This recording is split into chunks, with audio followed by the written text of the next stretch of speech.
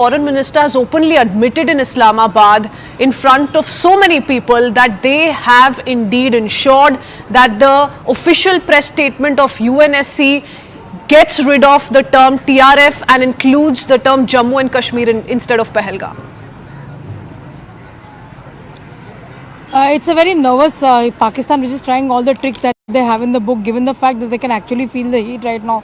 India hasn't, thrown one bullet at them, and this is the condition that they're currently living in, going helter and skelter, sounding extremely rattled as well. You've seen the commentary that has been made by the Pakistani leadership saying that, we'll hold the first namaz at the Babri Masjid. India is the world's largest democracy and India is able to fight its battles very, very well. India does not need interference from UNSC or any other body for that matter. Like Arunima was just pointing out, India has always maintained that Kashmir is their internal matter and every inch of Kashmir is part of the Indian territory. That is something at least with the present leadership has articulated in as many words as well. So obviously Pakistan has limited tricks up its sleeve. They want to garner the attention of the world. They want to play a sorry picture, but the facts speak otherwise. So for all the Pakistani establishment, including the army and the ISI, who are speaking about that, we've been the victim of terrorism as well, and we need an international, inquiry conducted into it. What happened to the dossier that India gave to them about 26/11? Has Pakistan acted on that? Pakistan has just hoodwinked that and probably just turned a blind eye towards that, because in Hindi there's a very famous saying that if you have jaundice, you will see everything as yellow only. That's how you really say कि जिसको jaundice होता है उसको सब कुछ पीला ही नजर आता है. So that's actually what the condition of Pakistan really is. And like I said, just 1 week that India has actually told them what they're going to do. They're going to take their visas back. India is not going to allow Pakistani citizens to make a living out of India. We're going to put into abeyance the Indus Water Treaty, and look at the chatpata that you see in Pakistan. We've not even pushed the pedal so far. Our Prime Minister just given a go-ahead to the army saying, take your time to make your choice in terms of location, in terms of timing that you want to head back at Pakistan, and is actually making the whole Pakistan establishment, right from the Prime Minister to the army, extremely nervous, and they are actually crying foul before the entire world. But the world has seen through them, and that's the reason. Did Donald Trump make a first call to Prime Minister Modi, or did he make a first call to the Pakistani Prime Minister? He obviously chose India to call, and of course India has been, the nation that the whole world has looked forward to. Prime Minister Modi's leadership has not just shown in India, but also across the globe, and every political party across the globe has sought his, interference as far as crucial matters, including war zone areas, are also concerned. Absolutely, Payal, and that's why we see much of messaging going on from Indian side to the world leaders, to several important trading partners, crucial partners to India, put out with as many facts that this is only Pakistan's doing, and that they should too not fall prey to this propaganda that's being unleashed by them. Stay on with us, Payal and Arunima. We need to shift our attention to another bit of breaking news update that's coming in. This is once again news as per highly praised sources. We're learning that artillery regiments of Pakistan have moved from Sialkot to Shakargarh. Pakistan is also conducting firing exercise in Karya. Movement of armored division in Tolipir and Rawalkot. F-16s are also guarding Rawalpindi. Artillery has been deployed in forward villages along the line of control. In fact, Chinese origin MRBL have also been deployed at several locations in Pakistan-occupied Kashmir. Akash Sharma joins us with more details. So we see Pakistan rushing air defense, electronic assets forward. They're stepping up their readiness drill. And this needs to be seen, in context of what's been spoken of by some of the top ministers in Pakistan, including the information minister, foreseeing a military response on India's side. Right, Krishwin, I'll come to this point to point. Artillery regiments are being moved from Sialkot to Shakargarh. Now, Shakargarh is the area that is the bulge area in the map.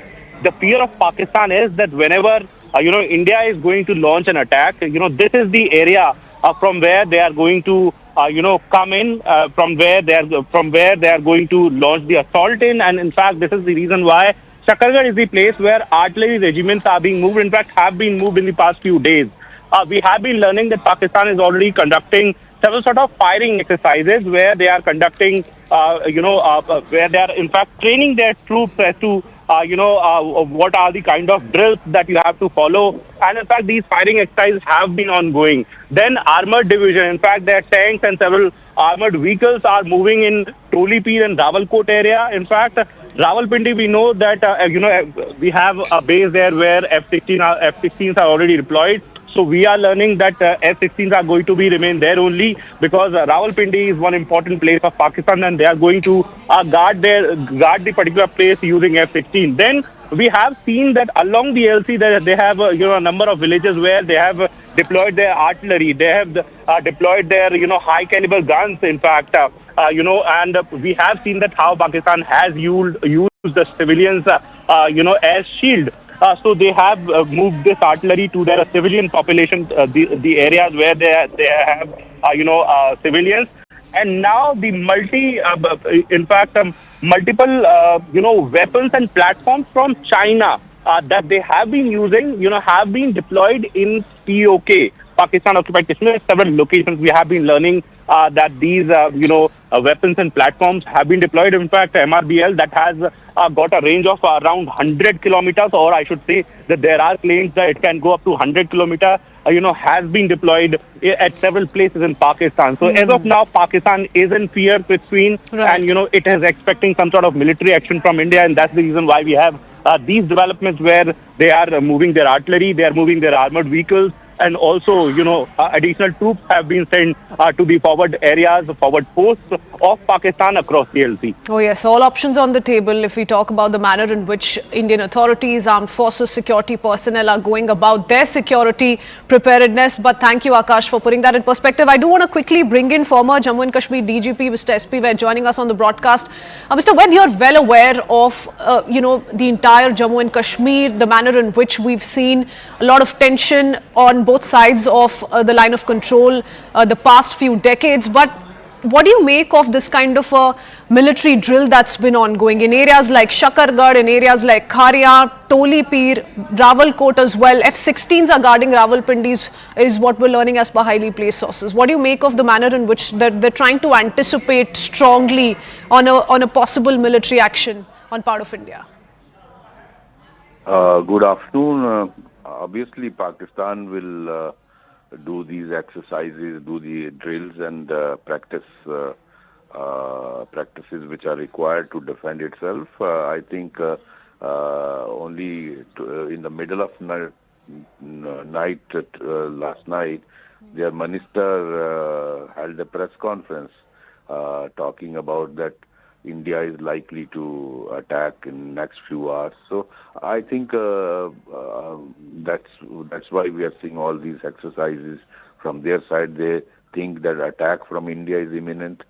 That is for the three service chiefs and Indian security establishment to decide. The Prime Minister has given full freedom to the operational commanders. So let's see how things move ahead. Everyone in India and in Pakistan and all across the world is waiting. Let's see how things develop in hours and days ahead. So these exercises from Pakistan side are, I think, in anticipation of punitive action And do from you see India. those strong signals being sent out by the political leadership, by the security establishment here in India? Mr. SP Ved, given the comments that have come in from the Prime Minister, like you rightly pointed out, him giving full operational freedom to the armed forces, he's given that nod to the three tri-services chief. And let's not forget the manner in which we've seen these crucial meetings take place in the national capital. The last time a CCPA, a cabinet committee on political affairs, took place was it 2019 in the wake of Pulwama attack? Absolutely. I think the series of meetings which Honorable Prime Minister has been heading and holding clearly indicates the pride India attaches to this action. And I think the message is very, very clear. After 2019, CCPA is being held, chaired by Prime Minister. CCS has been held at 11 a.m. in the morning. So all crucial decisions are being taken by highest body. CCPA is also known as Super Cabinet. So Honorable Prime Minister has almost taken everyone into confidence. So whatever right is felt by the highest authority in India, I think India will move ahead with those plans. And how do you read into these signs of nervousness in Pakistan, Mr. SP, where you have them trying to seek international support, you have them trying to paint a rosy picture of what's been ongoing on the soil of Pakistan, how they continue to negate the version that's been put forth with facts by the Indian side, and the manner in which, of course, now that they're upping their military drills. Do you sense a lot of nervousness on their part? It is good that your enemy should be nervous. It is good that devil should be nervous. I think let them be nervous because their internal situation is so precarious. Look at the way BLA and TTP is hitting them. They have to face not 2.5 front bore. They have to face 5 front bore. Talibanis are hitting them. Look at their internal situation. They have almost no control in 60-70% area in Balochistan and KPK. So things are not very rosy for them. The other day one letter was circulating. I don't know how authentic that is, because these days WhatsApp you can't trust with AI and all these things. The letter was circulating that 250 officers and 1,200 jawans have submitted their resignations. So things are not looking well in Pakistan establishment. Okay, many thanks, Mr. SP Vaid, for speaking to us. We'll keep reconnecting with you. I do want to bring in my colleague Arunima into the conversation as well. Arunima, there's lots that's been ongoing in the valley too in terms of crackdown against terrorists, terror backers. We've seen a lot of raids take place. Several overground workers are being questioned. So quickly bring us up to speed with what we've learned in the last few hours. Yes, ever since this attack has happened over the last 1 week, more than 2,000 overground workers across Jammu and Kashmir have been questioned. Most did not have any awareness of the attack, so they were allowed to go. But finally, we are told the scanner is firmly on 15 OGWs. They are still being questioned because their answers are not convincing the investigators. The Jammu and Kashmir police and the NIA both are looking at possibly the role of these OGWs. Why are the OGWs important? Because somebody obviously is helping these terrorists. They're still at large. They're obviously trying to look for a safe haven, either to cross over to Pakistan-occupied Kashmir or to look for a place here which they think will be safe. So somebody will have to provide them with food. The weather dips in the evening sometimes in the mountainous region. Some of the peaks are visible in my frame, I'm sure. You can see how the peaks are snow-capped in some areas. So someone will have to help these terrorists out with logistics, with food, with perhaps also movement. And that suspicion is on these 15 overground workers who are being put through sustained questioning. One name which has emerged is of a terrorist who reportedly fled to Pakistan in 1996. At the peak of terrorism in 1996, Farooq Ahmed allegedly fled to Pakistan, and his network of OGWs are also under scanner at the moment, because Farooq is believed to be a Lashkar-e-Toiba operative who has been operating and keeping his OGW network active. His house is also one of the houses which have been demolished by security agencies in the past 1 week. Okay. Stay on with us, Arunima. You're also getting us more important breaking news updates. So let's quickly shift our attention to what we're learning in the latest. The government has revamped the National Security Advisory Board. Former RAW Chief Pahalgam Joshi has been appointed as its chairman. Former Western Air Commander Air Marshal PM Sinha, former Southern Army Commander Lieutenant General AK Singh and Rear Admiral Monty Khanna are the retired officers from the military services. Part of the board, Rajiv Ranjan Verma and Manmohan Singh are 2 retired members from the Indian Police Service. B. Venkatesh Verma, a retired IFS, is also part of the 7-member board. I do want to go across to Arunima on that note once again. Do tell us about the significance of this rejig and what this really means, Arunima. So the National Security Advisory Board is the board which directly works with the NSA, Mr. Ajit Doval, and it advises him on matters which are critical to national security. So this 7-member board has representation from the Indian Army, the Indian Air Force, and also from the Indian Police Service, the External Affairs Division, which is the Indian Foreign Service. All of them come together because NSA keeps an eye on the external intelligence, on the internal threat, on the military dynamics, and this board, which has now been constituted, is keeping in mind the latest threat that is emanating in light of the Pahalgam attack. There is tension between India and Pakistan, and the top military advisors, external intelligence chief, which is the raw chief, they're all being brought on board along with expertise of hinterland. That's what the IPS officers are bringing in, and they will be tasked with giving the right advice to the NSA. As we navigate through this current crisis. Okay, stay on with us, Arunima. I do want to quickly go across to Payal Mehta and Akash Sharma, who continue to stay on with us as well. So government has revamped the National Security Advisory Board, Payal, which also takes me to the several crucial meetings that have been ongoing since yesterday. The Prime Minister meeting several security heads. Remember, he's given a green signal to the Tri-Services Chief too. So what's been ongoing on that front? Well, of course, India is trying to strengthen its defense as much as they can, and like Arunima said, that probably the Prime Minister wanted a fresh pair of legs and to, in fact, work on ground and help the NSA really, a maneuver from here on. Given the fact that he holds a very, very crucial position, he has been somebody who knows a thing or two about Kashmir and a lot of things about Pakistan for sure. And whatever we've been able to do against Pakistan, a lot of that contribution goes to Mr. Ajit Doval. There's no doubt in anybody's mind whatsoever as well. So we'll have to just wait and see what this finally leads to, because like I said, more than us, the flutter can be felt in Pakistan. Pakistan is probably already dreaming that India is coming and destroying them because we are doing a military strike on them. That's something which is also very important to watch out for, and we'll have to just wait and see, because like I said, the cabinet meeting is over, but we can still see that Home Minister Amit Shah and Rajnath Singh, the Defence Minister, are still lodged in the 7 LKM residence of the Prime Minister. Is still having a one-to-one meeting with the Prime Minister. What comes out of it remains to be seen. But for now, 3 o'clock, the government's briefing will be conducted, as always, by Ashwini Vaishnaw, the Minister for IT, Railways and Information and Broadcasting.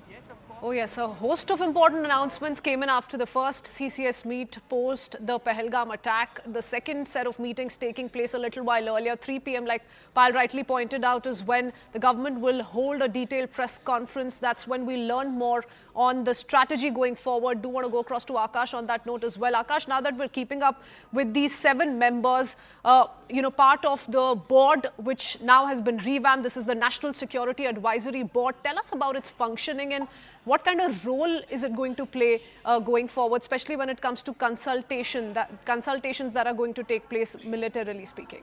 Right. So, Kashmir, you see, members are the sort of experts of their field, and you have, people from armed forces, from, police services, and in fact, from the, services like RAW. And, in this particular board, the 2 important names, first one, Air Marshal retired PM Sinha, and also Lieutenant General A.K. Singh. These 2 are the decorated officers. PM Sinha, in fact, retired in December last year, if I'm not wrong, and he is someone who headed the Western Command of Air Force. Western Command is one of the most important commands, that takes care of not just China, but also Pakistan. And this time around, we have been told that, the officer who is, Air Marshal retired PM Sinha has been, given a place in the board. And in fact, A.K. Singh, General A.K. Singh, is in fact an officer who has got the expertise. He was commanding one Southern Command, in fact, last time around, and, is one officer who has got some sort of decorations. So these 2 officers will play a key role in the sort of advices that will be given to NSA directly. And, the role is also important because at such a time when we have our adversary, Pakistan involved in the sort of tactics where they have been sending groups like, TRF or the offshoot of Lashkar and Jaish, the other groups as well, for some sort of terror activities. So these officers and the role of these officers will be very, very important, given the fact that they know the area, they know the terrain, they know the tactics, and they know the operational capabilities that we have. So important decisions, and in fact, these 2 officers, one decorated officer, the former Western Command Chief of Indian Air Force, and also one Lieutenant General rank officer of the Indian Army, have been given space in this particular board. Okay. Stay on with us, Akash. Going across to Payal Mehta once again. Payal, so safe to say that the reconstitution of the advisory board should be seen as a proactive step to ensure that there's more strategic oversight. There is, a concrete advisory mechanism in place, given that India is all set to take these kind of stern decisions against Pakistan in days to come? Well, of course, India definitely has a right to make its own assessment, make its own strength, assess its own strength, and probably, strengthen it further as much as required as well. Obviously, this is not an overnight decision that has been taken, and there would be a thought which would have gone into it as well. Much like, what we really did in terms of, holding up Pakistan to multiple sanctions that we did last week. It was not a knee-jerk reaction. India is a country which is not a knee-jerk country. It does not act just at the drop of the hat. It thinks through its decisions very, very well, and that's the reason these decisions are very important as well. But Pakistan seems to be reading a lot into what India's decision really is. For example, Akash was telling us how the Northern Command was scheduled to get a new boss, but Pakistan deemed that to be a fear offside of the Indian establishment, which is not true. And many within the government establishment had thought that probably they were preempting a response like this coming in from Pakistan, and such has been the case, which is of course been fact-checked by PIB, which is of course the government arm of communication. So obviously Pakistan seems to be feeling the heat over here more than anything else as well. But India has the right to make its own team stronger and stronger. And of course, like I said, Ajit Doval is not an ordinary person. He's not an ordinary official. He's somebody who's known as James Bond in the bureaucratic circles as well, for the kind of inputs that he has on neighboring nations like Afghanistan, Pakistan for that matter. And he has a lot of insight to give on issues like Kashmir as well. He's been somebody who's been the raw chief in the past as well, has a lot of insights into that, which will actually help the government a big deal. And that's the reason, he's been there from the UPA government to now. Okay, so the NSAB also once again going to be providing long-term strategic analysis, and in that sense, this reconstitution becomes very significant. Stay on with us, Payal and Akash. Let's talk about the other meetings, key discussions that have been ongoing since early this morning amid mounting tensions between India and Pakistan over the Pahalgam terror attack. Prime Minister Narendra Modi chaired a series of cabinet meetings at his Lok Kalyan Marg residence, which is his official residence in the national capital. Crucial CCS, which is a Cabinet Committee on Security, CCPA Cabinet Committee on Political Affairs, and CCEA Cabinet Committee on Economic Affairs meetings were held. According to government sources, India is reviewing the impact of imposing further trade sanctions on Pakistan. Over the past year, remember, trade between the two nations has increased nearly 4 times. India mainly exports products like sugar, pharmaceuticals, medicines, fertilizers, fruits to Pakistan, while imports from Pakistan remain negligible, mostly limited to nuts and fruits. In the meanwhile, India's information war against Pakistan is also being spoken of. YouTubers, social media handles, all of them blocked. Let's not forget the propaganda that Pakistan is peddling through these social media handles. Also, videos being prepared of the Pahalgam footage of previous Pak terrorist attacks on India to show to the world. All of this is going to be accumulated, released soon through multiple platforms. Decisions taking place on all these fronts, and those meetings, remember, took place at the Prime Minister's official residence just minutes ago. What Payal, in fact, was telling us, interestingly, is that both Raksha Mantri and Home Minister Amit Shah stayed back. There's another meeting of the three, including the Prime Minister, that is still ongoing. Payal Mehta continues to stay on with us. Payal, a lot of source-based information coming in. Of course, right now, we're going to still stick to speculation till we officially hear from the government. But what's your sense of everything you've learned as per your sources so far? Well, we can expect some more sanctions to come their way. At least that is something which we've been able to gauge from the political and the bureaucratic circles. But like I said, there's one quality about this Narendra Modi government over the last 11 years and 12 years that they will jump into in the next month or so, is that you can never predict the predictable, and you can definitely not predict the unpredictable as well. They have their own way of going about things as well. Who would have thought last time around, when we removed the most favored nation tag from Pakistan during the CCPA meeting, in the next 4 to 5 days, we have the surgical strikes take place in Balakot as well. So obviously the government is preparing its response. The writing is pretty much on the wall, because the Prime Minister, in no uncertain words, has given a go-ahead to the armed forces, saying you take your time, you choose the place that you want to attack, and you hit back at Pakistan and finish this menace for once and for all. India's battle against terrorism and extremism is not restricted to this one unfortunate incident that has happened where 26 people have lost their lives. The Prime Minister has vowed and has taken the collective resolve of the people of the country that we want to finish terrorism from its root as well. That's why he said in his meeting in Bihar कि जड़ से उखाड़ देंगे और जितनी बची कुछ ज़मीन है वो भी उनसे छीन लेंगे. That's been the result of the Prime Minister, and Prime Minister from the day one that is coming to power has said that मैं देश नहीं झुकने दूंगा. I will not let the country bow its head down in shame, come what may as well. And that's the reason the BJP's motto essentially, Kritzwin, has been that दल से बड़ा देश होता है और देश से बड़ा कुछ नहीं होता है, which means that you keep your individual self at the last. Of course, after that your political party, but what comes ahead of anything else is the country, and that's probably the sentiment that has also been echoed by the Prime Minister in his meeting with the RSS chief as well, the ideological partners of the BJP, and of course their parent body as well. And I'm sure that Prime Minister would have gotten a lot of encouragement from the RSS chief, saying that the entire country, including the RSS volunteers, stand solid by the government in terms of what they really do as well. Now, you've heard some comments coming in from certain Congress quarters, but by and large, the Congress party's line has been that we have to stand with the government in this hour, which is of course a national issue and an issue concerning the territory and the integrity of the country, and nothing and nobody comes over and above that as well. So we'll have to still speculate. We'll have to just wait and see if anything comes out of that 3 p.m. Briefing. It's a briefing as usual. Every cabinet briefing, you see Ashwini Vaishnav making a series of presentations and telling us what really the cabinet decisions have been. Will he in fact give us more detail? That remains to be seen. It looks pretty unlikely that any military details or any action that India is planning on Pakistan will be released yet, because they would like to keep it top secret. Only within that restricted circle of 4 to 5 ministers probably will know what's happening. But like I said, the whole country is watching what steps Prime Minister Narendra Modi is going to take, and more than anything else, I think the whole of Pakistan is watching. Oh yes, absolutely. And you spoke of the swift responses, messages that have come in from the Prime Minister. Let's not forget, there's been absolute recognition of the fact that there's so much that we have to do in limited time alone, which was spoken of by the Prime Minister yesterday. Pal, stay on with us. I do want to focus particularly on the details that were flashing on our screens, which is Prime Minister holding a separate meeting with Raksha Mantri Rajnath Singh and Home Minister Amit Shah at his residence. The criticality of the CCS, the CCP, is not lost on anyone, viewers. CCS is the government's highest decision-making body on national security, but CCPA, considered or dubbed as super cabinet, comes with a lot of messaging, isn't it, Payal? It's a crucial meeting that has taken place at the Prime Minister's residence. What explains the extension that we see now of these three leaders holding a one-on-one? Well, of course, just as we speak, I can see Amit Shah's vehicles moving out. His convoy seems to be moving out, which clearly means that the meeting has ended. But it's a very, very crucial meeting, given the fact that they are the two arms of the government which are most critical right now.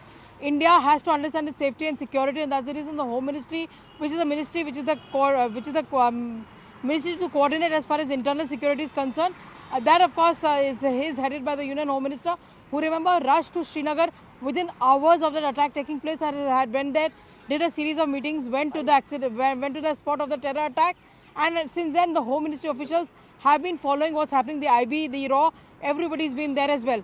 As far as the Defence Ministry is concerned, that's the one thing that everybody is looking forward to. The Defence Minister, along with the three service chiefs and of course the CDS, also met the Prime Minister yesterday and discussed what really could be the further actions. The Prime Minister giving a go-ahead to the service chiefs as well. So obviously Rajnath Singh also holding a very, very important portfolio. The number 2, number 3 and number 1 of the government, they're all having a meeting. But that meeting seems to just be ending, because I've already seen Amit Shah's convoy move out, and Rajnath Singh's convoy has already moved out, which clearly means that the meeting is over. So the meeting between the Prime Minister, Raksha Mantri Rajnath Singh, and Home Minister Amit Shah has just concluded, is what Payal is telling us. Payal, we'll come back to you in just a few minutes. I do want to bring in Pallavi Ghosh and Aman Sharma into the conversation as well. Payal did briefly touch upon how expect a lot of other stricter announcements against Pakistan diplomatically, also isolating Pakistan as far as trade is concerned. Those announcements you anticipate could see a new direction post these crucial meetings that have taken place at the Prime Minister's residence? Well, all the stakeholders who matter in terms of economic tariffs and trade and ties and clipping of the wings were certainly a part of the cabinet meeting, and also of the CCEA. I guess while we wait for the 3 p.m. press conference to begin, the entire plan, which is what we have been reporting over the last couple of days, all of us have been, is how a complete isolation from Pakistan from multiple sides. I mean, economically, I think the Pakistan story is almost very badly hit. Even before the Pahalgam terror, it's not that Pakistan had a very hunky-dory story to say as far as its economy was concerned. Because of the political instability, where would the foreign investments come in from? There were already complaints of food prices soaring, food inflation taking place, and now it's going to get worse for them with the Indus Water Treaty being suspended. The first biggest problem that they face is that of water. Water is a lifeline which is going to hit a primarily agrarian economy of Pakistan, which is in terms of agriculture. And apart from that, come June and July, why the possibility of flooding is something which is going to make things even more difficult. The trade ties being cut down, e-commerce also being cut down, also alternative roads by which Pakistan used to export to India, that also being blocked. All of this doesn't give a very happy picture for the average Pakistani, and also more importantly for the regime. That is as far as the economic sanction story goes, and when we are going to be waiting for the press conference, I wouldn't rule out the possibility of some more strictures in terms of trades. I mean, this is almost near complete, but the story could just get worse and worse for Pakistan. But mind you, while we are talking about sanctions, we are also talking about development. So India's development or growth story vis-a-vis Kashmir and Jammu will of course continue. Will there be some more special announcements which the government is likely to make? You know, infrastructure, that is going to be a very important focus. The accessibility story has been a positive story as far as the valley is concerned. And that's the story also why it is believed that Pahalgam terror took place, because of the new ropeways and the expressway which were being planned. That, I think, the Prime Minister would also want to send out a message that no matter how many attempts are going to be made by Pakistan to derail the positive story of Kashmir, we are still going to go ahead. That's as far as the economics goes. Payal is absolutely right. Military announcements are never ever made like this. Right. Military operations are always done literally in the dead of the night. So you can't expect any kind of military announcements to be made at that cavalry meeting. But I'm sure that was something which was dwelled upon. I'm sure there was a briefing by the Defence Minister and the Home Minister as well.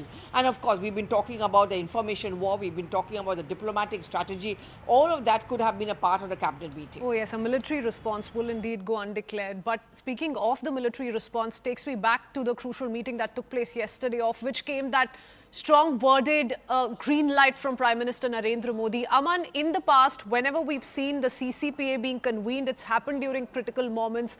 One such moment was the 2019 Pulwama attack. Days after this meeting is when the Balakot airstrikes also took place. How do we see that aspect of the meetings taking place in the national capital in relation to the green light sent out by the Prime Minister to the three services chief? Well, I think it's been the most important meeting has happened yesterday. This was the Prime Minister's meeting with all the service chiefs, the CDS, the NSA and the Defence Minister. And I think that particular meeting pertained to the external response that India wants to give on the Pahalgam strike. It has more to do with what will be the approach towards Pakistan, because what source-based information we got, very clearly the Prime Minister said he's giving complete operational freedom to the armed forces to decide the mode, the targets and the timing of the response. So clearly it pertains to the external response, and we would not hazard to speculate when India will do it. Of course, armed forces will have a plan and they will implement it when they have to and when the moment is opportune. But what we have seen today, I think, is an extension. Various cabinet committees of the government meeting, CCPA, CCEA, the CCS, as well as the full cabinet. So this is the full might of the government sitting together essentially and deciding what can be the other costs that can be imposed on Pakistan. We'll have to wait and see if the government announces those steps today.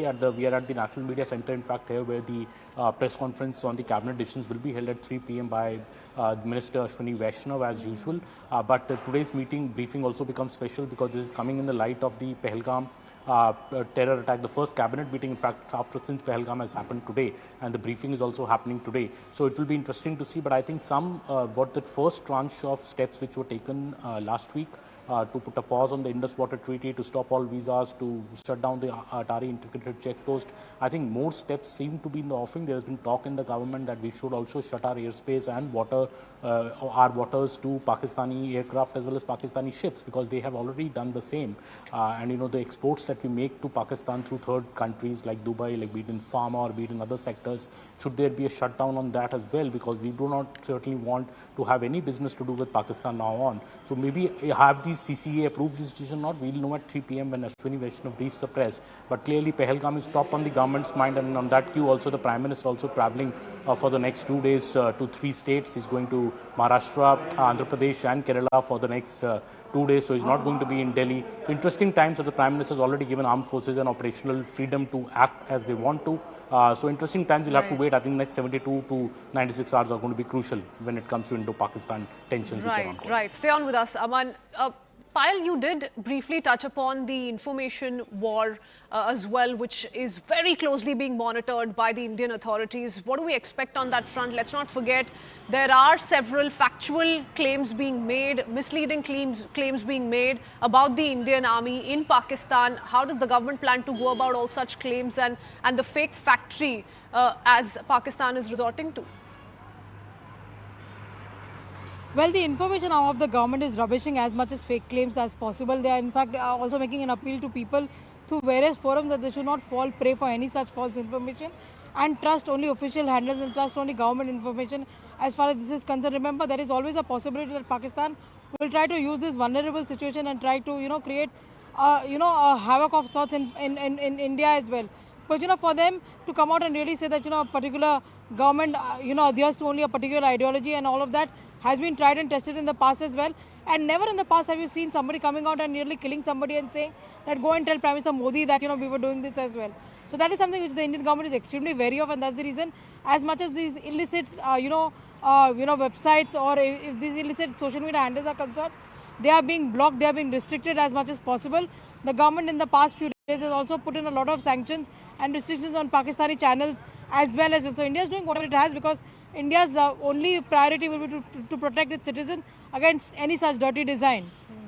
Payal, what we're also learning as we speak, and since you're positioned at this important location, which is right outside 7 Lokalyan Marg, that there were other NDA ministers also in attendance. So after the cabinet meet concluded, External Affairs Minister S. Jaishankar, BJP Chief JP Nadda, I believe Ashwini Vaishnav, Union Minister, was also in attendance.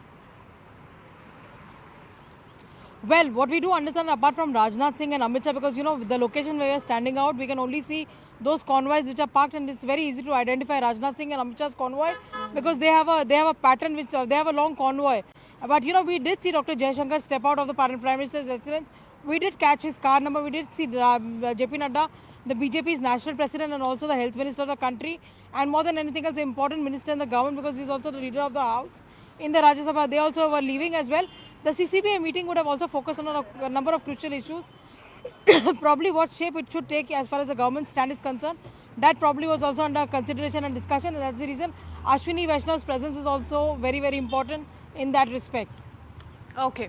Pallavi, I do want to touch upon the trade aspect of things. We've seen how a lot of strict actions are being spoken of in terms of pharmaceuticals, in terms of exports, on which Pakistan and its economy heavily relies on. Going forward, what kind of stern steps can we expect, announcements can we expect on part of the government that most particularly hit Pakistan where it hurts the most?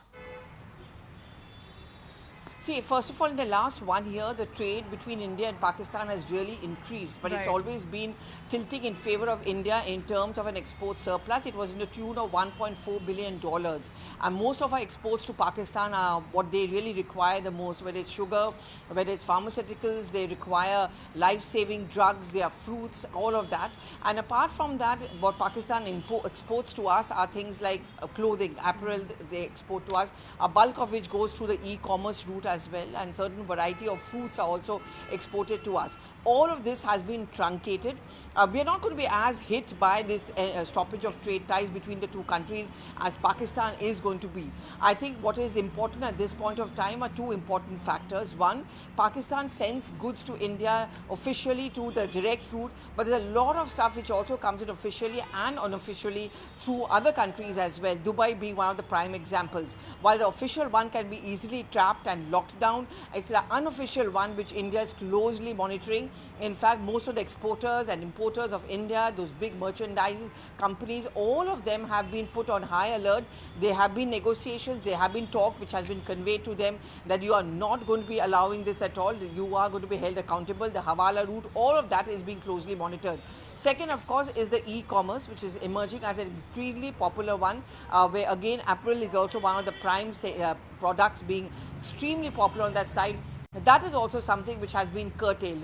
What more can we do economically to hurt them? I think the damage has been massively inflicted. This is also where India is negotiating and talking to other world leaders, and that is why all those evidence and statistics Christine, has been put out to show that whether it's been the Moscow attack of 2024, whether it's been the London bombings of 2004, whether it's been America, all of them have actually been stoked by the school of terror which is residing in Pakistan. And therefore, if we are looking at an economic blockade of Pakistan, you also have to help us. You cannot have free-flowing trade ties with Pakistan and then teach them a lesson. Oh yes, absolutely. Even the significance of External Affairs Minister S. Shankar, for instance, in the manner in which India is trying to keep the key global players by its side becomes most crucial. We're going to touch upon that in just a few minutes. Pallavi, Aman, many thanks for joining us with those details. We'll keep reconnecting with you. For now, let's talk about the global diplomatic efforts. Speaking of the External Affairs Minister, do remember these efforts are also on in full swing. These tensions between India and Pakistan, though, continue to escalate. But US State Department spokesperson has confirmed that Secretary of State is personally reaching out to leaders in both New Delhi and Islamabad, urging restraint. The Secretary is expected to speak to the foreign ministers of both the nations within the next 24 hours. In the meanwhile, US Defense Under Secretary will met with Indian Ambassador Vinay Quatra as well, reaffirming Washington's commitment to accelerating defense ties with New Delhi. The United Nations too has stepped in its capacity. UN Secretary General Mr. Guterres has spoken to the External Affairs Minister S. Shankar and Pakistan Prime Minister Shahbaz Sharif both. In fact, he condemned the 22nd April attack and warned that any confrontation between the nuclear-armed neighbors could lead to tragic consequences. He also offered UN's good offices to ease tensions and restore calm. S. Shankar, in a post on social media X, in the meanwhile, thanked Antonio Guterres for his firm condemnation of the attack and said India is committed to ensuring that the perpetrators and their sponsors are brought to justice. As voices against terror strengthen globally, British MP Bob Blackman has condemned Pahalgam attack and demanded justice for the victims. We first up play out some of these important reactions that have come in so far. The Secretary General also expressed his deep concern at the rising tensions between India and Pakistan, and he also underscored the need to avoid a confrontation that could result in tragic consequences. What he wants to see is both sides move towards a de-escalation. I mean, the region and the world cannot afford a confrontation between India and Pakistan, which would be catastrophic for those two countries and for the world as a whole. The Secretary also gave me a note about that as well, sir. So we are reaching out regarding the Kashmir situation, India and Pakistan, that he said we are reaching out to both parties and telling, of course, them to not escalate the situation. The Secretary expects to speak with the foreign ministers of Pakistan and India as early as today or tomorrow. He is encouraging other national leaders, other foreign ministers, to also reach out to the countries on this issue.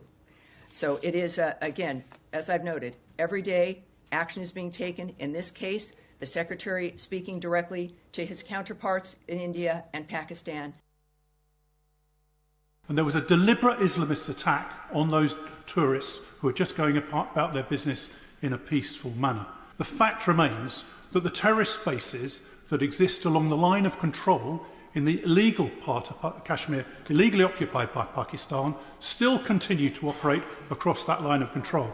So will the government now commit to full support for India in apprehending the terrorists responsible and bringing the backers of those terrorists to justice as well?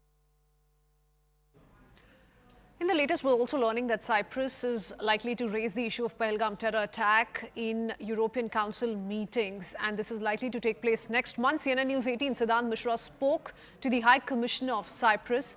Listen in to what he had to say. Talk to us a little bit about your government's position. Yes, of course, you know, Cyprus and India share a long history of bilateral relations, and of course there is camaraderie and a very strong bilateral feeling. We join the rest of the world and the rest of the other countries in condemning this horrible attack that happened in India, and we express our solidarity to the Indian people and, of course, the government of India. Okay. Sir, also would like to know, in these times, there is also lies and disinformation that have been peddled by the enemy nation, that they don't have any role to play.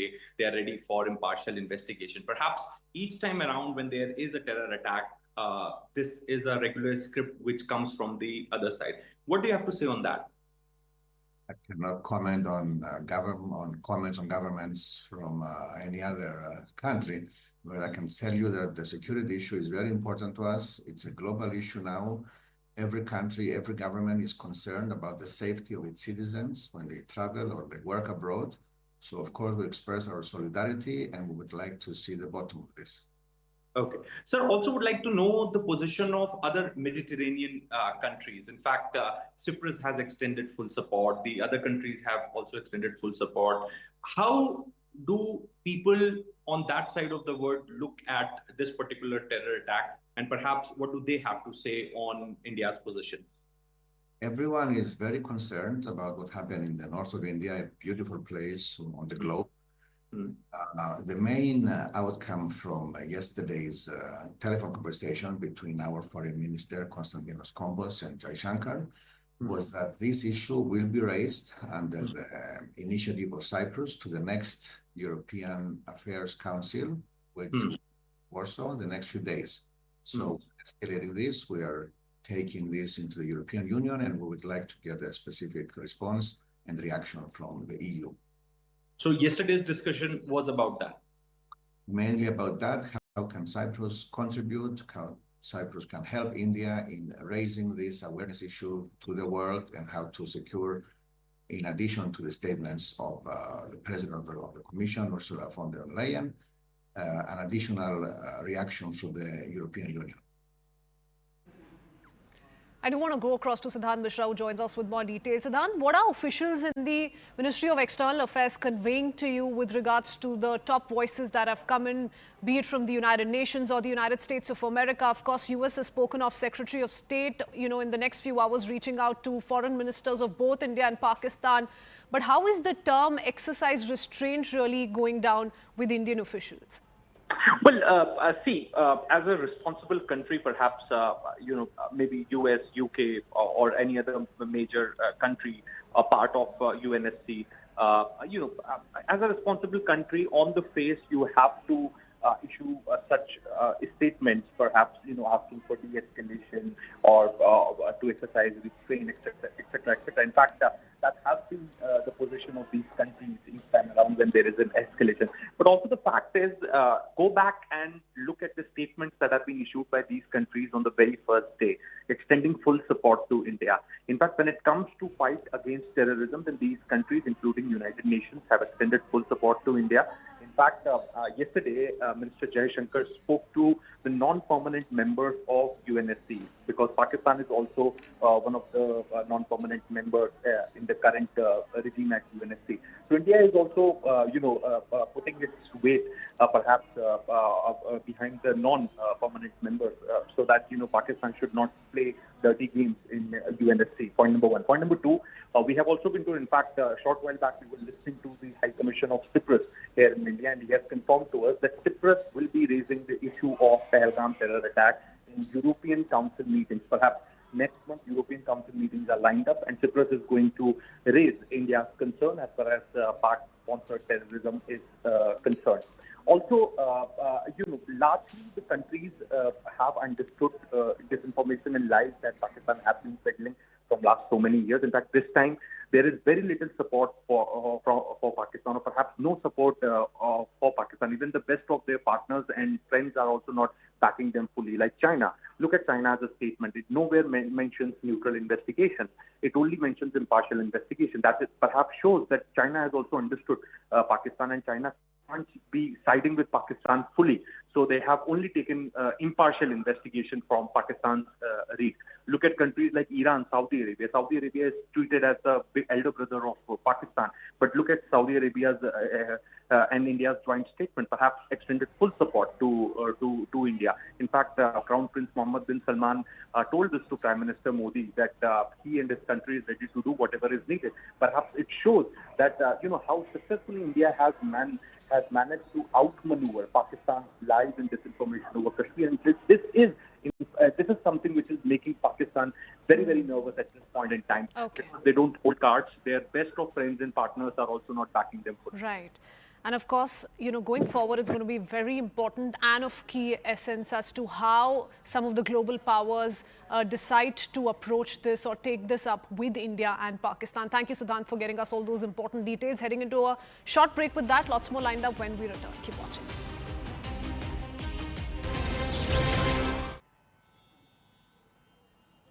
Well, Akanksha, if you go by what the Prime Minister has said in his two public addresses so far, one was in Bihar and second was during his Mann Ki Baat address, he has made an explosive claim. He said Islamabad has credible intelligence that India plans to launch military action within the next 24 to 36 hours. Addressing a midnight press conference, he alleged that India is using the Pahalgam terror attack as a false flag to justify aggression and also warned of catastrophic consequences for the region. He also said Pakistan rejects what he called India's quote-unquote nefarious and evil plans. This despite constantly maintaining that Islamabad has offered a transparent and independent investigation, but these claims being made by attacks that were carried out by Lashkar-e-Toiba, Pakistan-based Islamist terror group. Parvez Musharraf also conceded that his forces trained militant groups to fight India in Indian-administered Kashmir.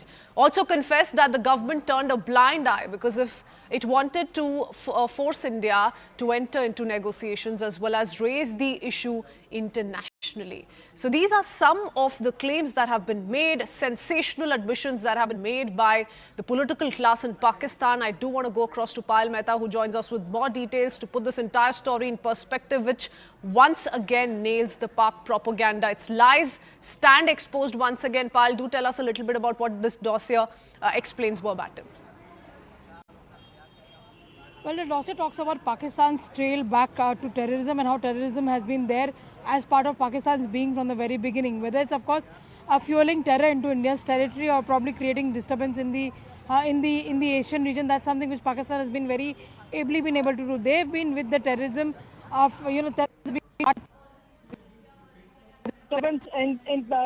in Afghanistan, which is now Taliban, to the Haqqani network that has been working upon. Multiple issues have been put forth by the government, whether it's creating, sort of disturbance in countries like Russia, creating the Moscow concert hall attack, or probably the Jaish attack on Iran.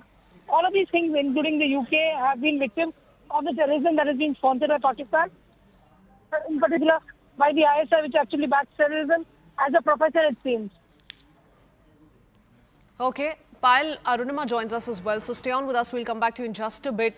There are some very important detailed statements that have been spoken of by political leadership in Pakistan back in the past as well, Arunima. Just a few days ago, remember, Khwaja Mohammad Asif, Pakistan's defense minister, had also admitted that the country supported terrorist group for more than 3 decades, calling it a mistake tied to US-led foreign policy decisions. That too has found a mention in this particular dossier, which is in stark contradiction to the picture that is being painted by Pakistan as we speak. It's trying to garner international sympathy and pin the blame squarely on India.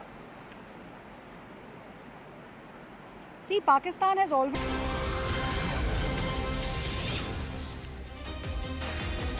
Very good afternoon. You're watching CNN News 18. I'm Akanksha Swaroop. Spooked by India's diplomatic strike, Pakistan's Prime Minister has urged the UN chief Antonio Guterres to counsel India to exercise restraint. This comes after Pakistan's Foreign Minister Ishaq Dar admitted that Islamabad had lobbied to get the name of the terror group TRF removed from the United Nations statement condemning the Pahalgam attack. In a dramatic late-night development yesterday, Pakistan's Information Minister Ataur Tarar has made an explosive claim saying that Islamabad has credible intelligence that India is planning to launch military action within the next 24 to 36 hours and warned of catastrophic consequences for this entire region.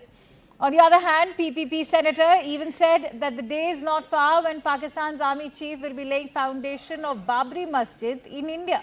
Meanwhile, reports are suggesting that Pakistan has swung into panic mode. It has moved its artillery regiments from Sialkot to Shakargarh, F-16s guarding Rawalpindi, and has even conducted a firing exercise in Khairan.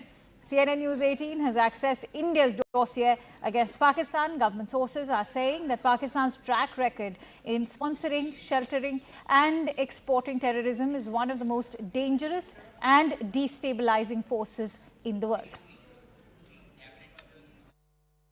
उसने एक press release इसी system के तहत दी, मुझे copy मिल गई।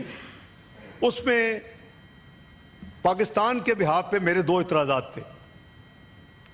एक उसमें पहलगाम लिखा हुआ था सिर्फ, और दूसरा उसमें ब्लेम डाला गया था द रेजिस्टेंस फोरम। पहलगाम के साथ आपको लिखना पड़ेगा जम्मू एंड कश्मीर। वो कहते हैं आप पे ब्लेम आएगा, प्रेस रिलीज नहीं हुई, इतना बड़ा वाकया हुआ। आपके जावर एक्सप्रेस भी पूरी ये आई थी, कंडेमनेशन की, टेररिस्ट एक्टिविटी को कंडेम किया गया था। मैंने कहा we are ready, but please you have to put in Jammu and Kashmir and have to delete this TRF. Pakistan has credible intelligence that India intends carrying out military action against Pakistan in the next 24 to 36 hours. Rather than pursuing the path of reason, India has apparently decided to tread the dangerous path of irrationality and confrontation, which will have catastrophic consequences for the complete region and beyond. वो वक्त दूर नहीं है कि जब बाबरी मस्जिद की पहली ईंट उसकी बुनियाद में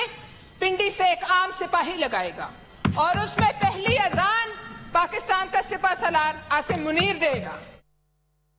Let's quickly go across to Akash, who'll add more perspective. Akash, from raking up Babri Masjid to inciting communal sentiments, also not to forget they are referring to India's dossier, which proves with credible evidence that we have concrete evidence to prove that Pakistan is sponsoring terrorism. Clearly, Pakistan is in panic mode.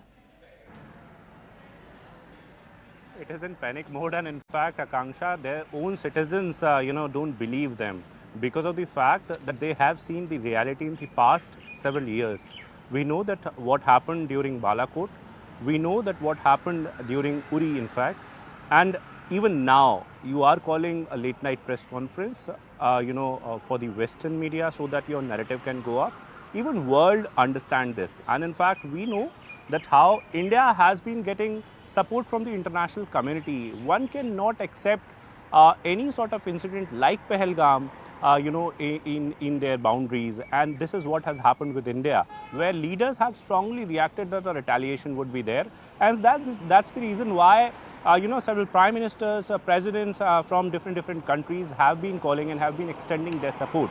Now, yes, Pakistan is in panic, it is frustrated, and in fact, the sort of statements that are coming from their foreign ministers, from their defense ministers, or from their information minister, are clearly indicating that they are assuming that they can be attacked anytime soon. And this is the reason why last night, a timeline of 24 to 36 hours was given by the information minister himself. He did not have any sort of evidence, he did not have any sort of document. Then also he said that he has got credible inputs from his sources. Now the minister is getting, source-based information of,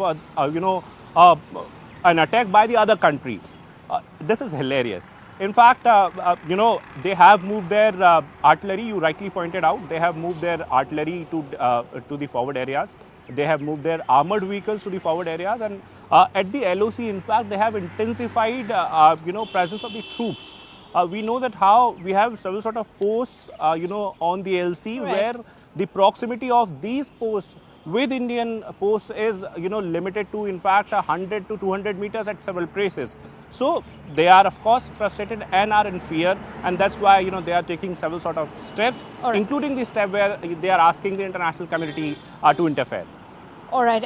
In fact, there's a lot to talk about when it comes to the international community and the role that multilateralism is currently playing. Is it playing one at all when it comes to the Kashmir conflict? But on that note, let me quickly go across to Arunima, who's currently reporting from Kashmir Live. Arunima, we've seen a host of meetings that have taken place. Some very significant decisions have been taken. That also includes reconstituting the National Security Advisory Board altogether. We are also seeing that there's going to be an anti-drone system to be deployed on the Punjab border. Having said that, what is it that's being done in terms of fortifying our security, especially when it comes to the LOC? Unlike Pakistan's display and doing psyops of moving in their army and moving in their military strength to the LOC, India is actually playing it much more strategically. The Prime Minister yesterday said that the military has been given a clear hand in deciding the time, the target, and the way they want to respond to Pahalgam. So unlike Pakistan, you perhaps will not see saber rattling and trying to gain space in the international headlines. What is happening is very quiet deliberation, and the military strategy is being put into place. That's one thing that is happening. And at a time and place of their choosing, I think Indian military will respond. The other thing that is happening is looking for the Pahalgam perpetrators. There is a constant pressure on the network that has been helping terrorists across the 10 districts of Kashmir. Any attempt by these terrorists to get in touch with an overground worker could lead to them getting exposed and subsequent action by the NIA, the Jammu and Kashmir Police, the Rashtriya Rifles and the CRPF. All right, stay with me. Let me quickly go back to Akash. Akash, the role that the multilateral forums like the UNSC are playing right now, take a moment to reflect on that, because remember, Pakistan has successfully managed to not have TRF's name in that UNSC condemnation statement that came out on 25th of April. Is Pakistan also taking undue advantage of the fact that they are the non-permanent member at the moment of the UNSC? Yes, in fact, they have taken advantage of that position, because in fact the minister is accepting that how he got the particular press release amended and got the TRF name removed from the press release. They are exposed because of the fact that if you are not concerned with the TRF, why you have to remove, why you have to get that particular name removed from that press release. Also, yes, they are the non-permanent member, but it is not that they will remain there forever. Their membership is getting expired in December 2026, if I'm not wrong, and it is the 8th time that they have got the membership, in fact non-permanent membership. Right. Also, as far as UN is concerned, so India remains the the country that has got the largest in fact troop mobilization and in fact deployment for the UN missions. In fact 43 countries, if I'm not wrong, and more than 2 lakh Indian army personnel. So, as far as UNSC is concerned, yes, of course, it is a forum where Pakistan is going time and again and has been going time and again. This time around, they are in fact asking them to interfere, because once again, because of the kind of activities here in India, they are fearing, some sort of attack anytime soon. Many thanks to you, Akash and Arunima, for bringing us all those inputs. And with that, let's now shift focus over to a CNN News 18 mega exclusive inputs shared by Security Affairs editor Mr. Manoj Gupta. And according to intel sources, what we are being told is that Pakistan's military intelligence establishment is currently using terrorism, this as a tool of state policy. Pakistan's military views are that India is its existential adversary and using terrorism as a low-cost tool to destabilize the entire region, and is using groups like LET, even Jaish-e-Mohammed, against India, where they are also trained to execute attacks in Kashmir particularly.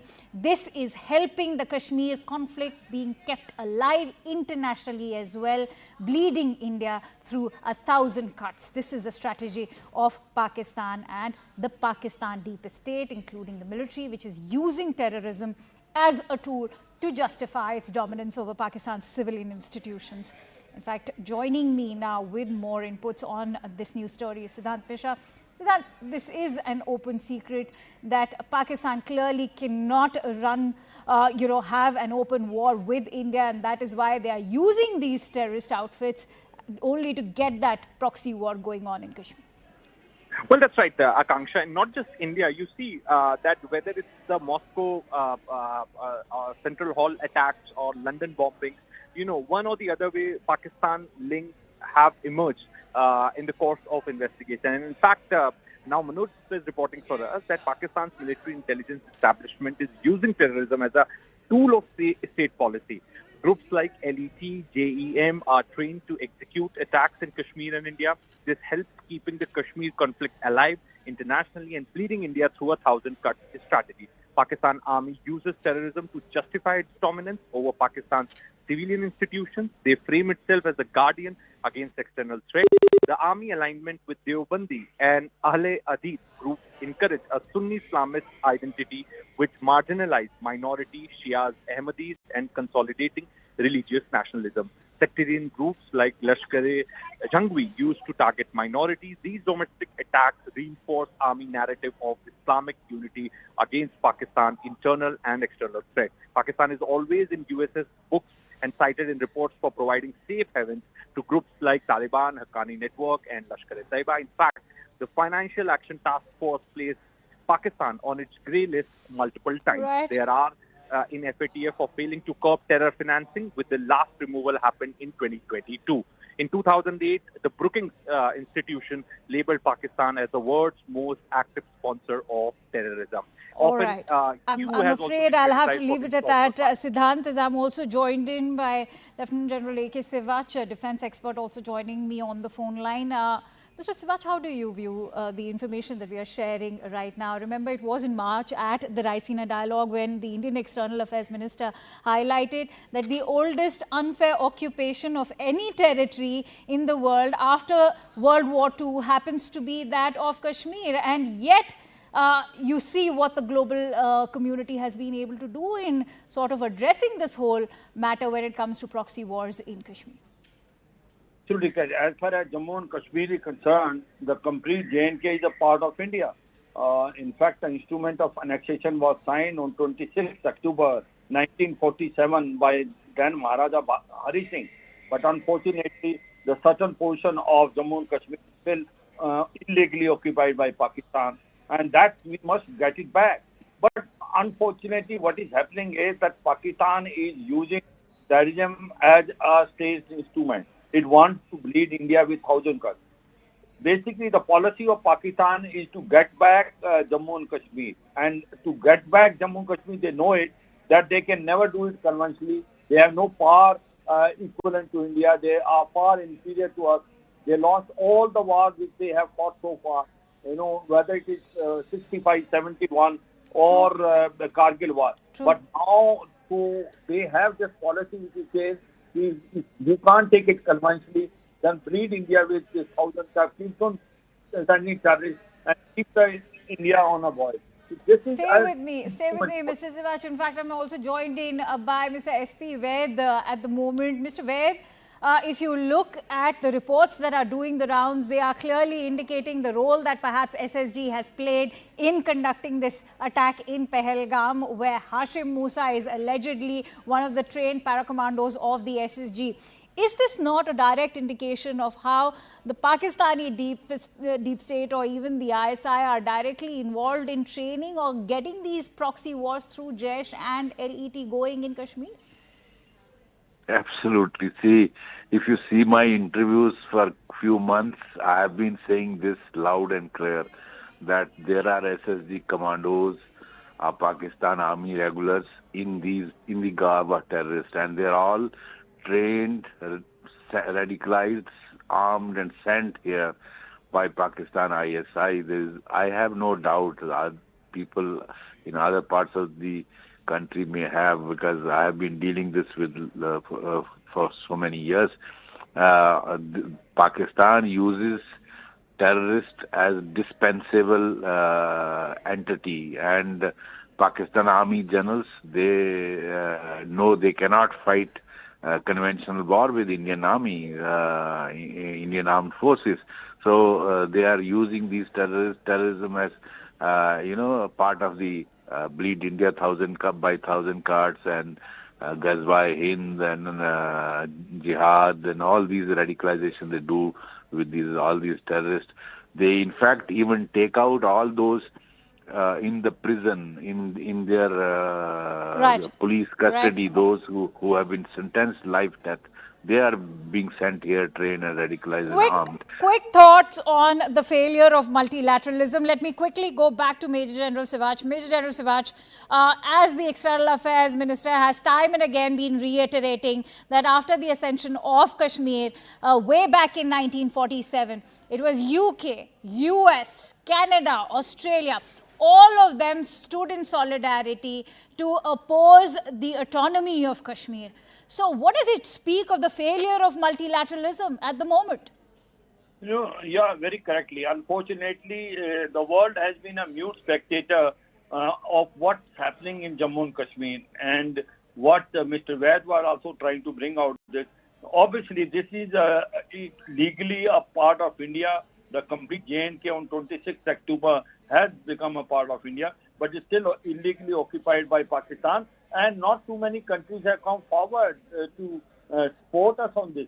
But certainly, as on today, as far as the terrorism is concerned, the whole world is standing with us. I am sure that the action which will be taken against Pakistan now, a kinetic action in addition to the diplomatic and economic action which are already in the process, I think Pakistan will remember in time to come that if they think that they can do terrorism as state instrument, we will respond, and we will respond strongly. Absolutely. Here's hoping that the United Nations Security Council can also grow a spine and openly condemn terror outfits like the TRF and the role that LET and Jaish are playing in Kashmir. On that note, we have some breaking inputs coming in. CCS reviews the J&K security situation. This is the latest outcome. What we can share with you in the breaking inputs we are receiving right now, that the Cabinet Committee on Security, headed by Prime Minister Narendra Modi, is understood to have reviewed the overall security situation in Jammu and Kashmir amid speculations about India's possible response to the Pahalgam terror attack. The CCS took place a day after Prime Minister Modi held a meeting with the top defence brass on the Pahalgam attack, remember, at 7 LKM, which is the PM's residence. Now, it was also attended by Raksha Mantri Shri Rajnath Singh, the Home Minister Amit Shah, and External Affairs Minister Dr. S. Jaishankar. People familiar with the matter have in fact shared that information, and today what we can tell you that the CCS reviewed the Jammu and Kashmir security situation as well. I go to Payal for those breaking inputs. Payal, share with us the outcome of this entire meeting. And this is, of course, a follow-up of sorts after that very crucial meet that took place yesterday at Lok Kalyan Marg. In the wake of what had happened last week, we had an emergency CCS meeting, essentially, reviewing the situation and also announcing a number of sanctions against Pakistan. Today, also a detailed review took place, Akansha. Like we've been reporting from the morning, that multiple, people have gone to the valley and come back, whether it's the Home Secretary, whether it's the IT chief, etc. So they've done a complete assessment of the security situation. We've also seen steps being taken by J&K in the sense shutting down of some popular tourist places and shutting down of not so popular places for tourist attraction as well. So a lot of steps have gone into place. What is the security apparatus looking like? In the wake of what the Prime Minister, in fact, said to the forces that he met yesterday, today's meeting is also extremely significant. But the one to watch out for is that whether India will announce any more sanctions to Pakistan, that remains to be seen. Nobody is speaking about this as yet. It's extremely, the government is completely tight-lipped on the issue because they understand it's a very, very sensitive matter. It concerns the safety and the security and the national integrity of our country. That's the reason we have to still wait and see if anything comes out of that official briefing that happened at 4 p.m. conducted by Ashwini Vaishnav, the INB minister. Absolutely, and when we are looking at the overall taking stock of the security situation is concerned, the government has adopted a multi-pronged strategy, especially if you were to look at Kashmir. They are not just focused on coming up with a retaliation, there's also focus on the internal security within Jammu and Kashmir. Well, absolutely. Pakistan has been needling us at all our international borders for a very long time, and India has been trying to retaliate back as much as possible. But the resolve and the collective resolve that Prime Minister Narendra Modi has taken the whole country into confidence is this, that we will not only seek the revenge as far as this recent terror attack is concerned, where unfortunately 26 innocent lives have been lost, but we are determined to make sure that we uproot the terrorism factory of Pakistan from its root as well. We are committed to the fact that we will in fact fight with all our power and might against the enemy nation Pakistan, which is currently crying foul and trying to gather sympathy from all quarters, but nothing can stop India's resolve. Right. Whether it's militarily or diplomatically, we will try to in fact mount the offensive against Pakistan. But when, like we've been saying from day one, it will be the time and the choosing of India's convenience. And yesterday the Prime Minister articulated it in as many words, saying that the armed forces have the right to decide the place, the target, and of course the timing. Absolutely. Let me quickly bring in Aman also on that note. Aman, take us through how we've adopted a multi-pronged strategy, whether it is the CCS review meeting or the CCPA or the CCEA. India is looking to target Pakistan now in a very holistic manner. They are looking at diplomatic ways to strike back. They are looking at economic ways to strike back, not to forget the military options that we are already weighing in on. Absolutely, Akanksha. There is a diplomatic cost which India wants to impose on Pakistan by isolating it on the world stage. There is an economic cost which we also want to impose on Pakistan to ensure, because we know Pakistan's economy is also already in a very, very bad shape. If India also succeeds in putting those economic blockades on Pakistan, the things will only get worse for them.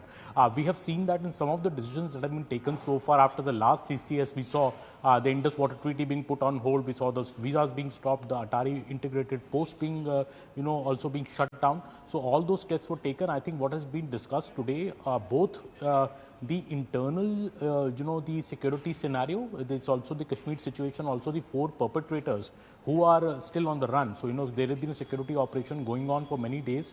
So maybe the CCS today has also looked at that, and what is the status of the operations against the actual perpetrators of the Pahalgam terror attack. Yesterday, the meeting we saw, which was chaired by the Prime Minister with the service chiefs and Mr. Rajnath Singh and CDS and the NSA, I think focused more on the external response that India wants to give, because the Prime Minister gave a go-ahead and complete operational freedom to the forces to, choose their response, choose the kind of the response they want to give, choose the timing of the same, choose the targets for the same. That clearly indicated towards the external response that India is planning against Pakistan. Look, the stoppage like of the Indus Water Treaty, it's already having some impact in Pakistan. There's a psychological factor here also. Pakistan we see in complete panic mode, Akanksha. Since last night at like 8 p.m. when the CCS word we got from the PMO that what the PM had said at that particular meeting, we saw 3 a.m. Early morning statement from the Pakistan INB minister that India is going to attack us within 24 to 36 hours. We've got the US also reacted at 6 a.m. today, saying that the Secretary of State of US will speak to the foreign minister of both the countries and press for de-escalation. I think India is adopting a very multi-pronged approach. There are short-term measures, there are some medium-term measures, and there are also some long-term measures. So I think in the short term, we have done the steps we have taken. More, let's see if the government has decided on more things today, especially about our airspace and our waters, which are still open for Pakistani registered airlines and Pakistani ships. Are we going to shut that down? Are we going to shut down all exports? We are to third countries, intermediary countries like UAE, which are going to Pakistan. Are we going to shut all trade to Pakistan as well? These are some of the decisions which are set to be on the table, but we'll wait. We are here at the National Media Center where Ashwini Vaishnav will be briefing us at around 4 p.m. on the cabinet decisions which have been taken today. Of course, no operational details will be shared, at such briefings. The operational details, of course, are all secret. But if any policy decisions have been taken, more policy decisions have been taken against Pakistan, we'll see if Ashwini Vaishnav enlightens us about the same. So 4 p.m. is again going to be a very significant hour when Ashwini Vaishnav will be making some critical announcements. But on that note, let me bring in Pallavi. Pallavi, I want to get in a sense of how this is going to play out politically on the domestic front. Remember, there was a lot of brouhaha by certain impulsive, irrational elements, especially from the grand old party. What is the messaging now going out? Well, that the government means business, and the government is going to carry on doing its work as far as taking a kathor jawab, to use the words of the Prime Minister from Man Ki Baat. And a kathor jawab doesn't have to come only militarily, which is what we are talking about. It has to be diplomatically. It also has to be obviously most important as far as the economics of it is concerned. And of course, the ideological or the propaganda war, that battle which government is fighting. But you can take on Pakistan. You can also ask for unity as far as the world leaders are concerned, but at the end of the day, you also need the entire political class together. Sure. As of now, almost all political parties, whether it was inside the all-party meeting or outside, have been making that sound of support for the government. But that hasn't stopped the Congress party from taking pot shots. Last 24 to 48 hours, I would say, has been marred by some of the most insensitive comments coming in from the Congress. And I think topping it all was that post which they put out of the headless Prime Minister. Yes. And much has happened after that. I mean, which political party do you think, Akasha, ever faces this public reprimand to the Congress leaders? What should ideally have been told to them behind closed doors was made public, and the reason is that no one was even listening to them. So Priyanka Vadra retweets that post advisory. That tweet is deleted after the whole day it was being attacked and lambasted by the BJP, being used by Pakistan. So this is yet another battle. I think the government really needs all hands on deck, and political parties are really left with not much choice. I mean, if you're talking about nationalism and national interest and teaching Pakistan a lesson, now is the time to be rock solid behind the government. Many thanks to you, Pallavi and Aman, for sharing all those inputs and adding perspective to these news stories. And with that, let's now shift focus as forces are leaving no stone unturned to nab the dastards of Pahalgam terror attack. In the latest development, 15 overground workers are under scanner of the NIA. They have been zeroed in on after intensive questioning.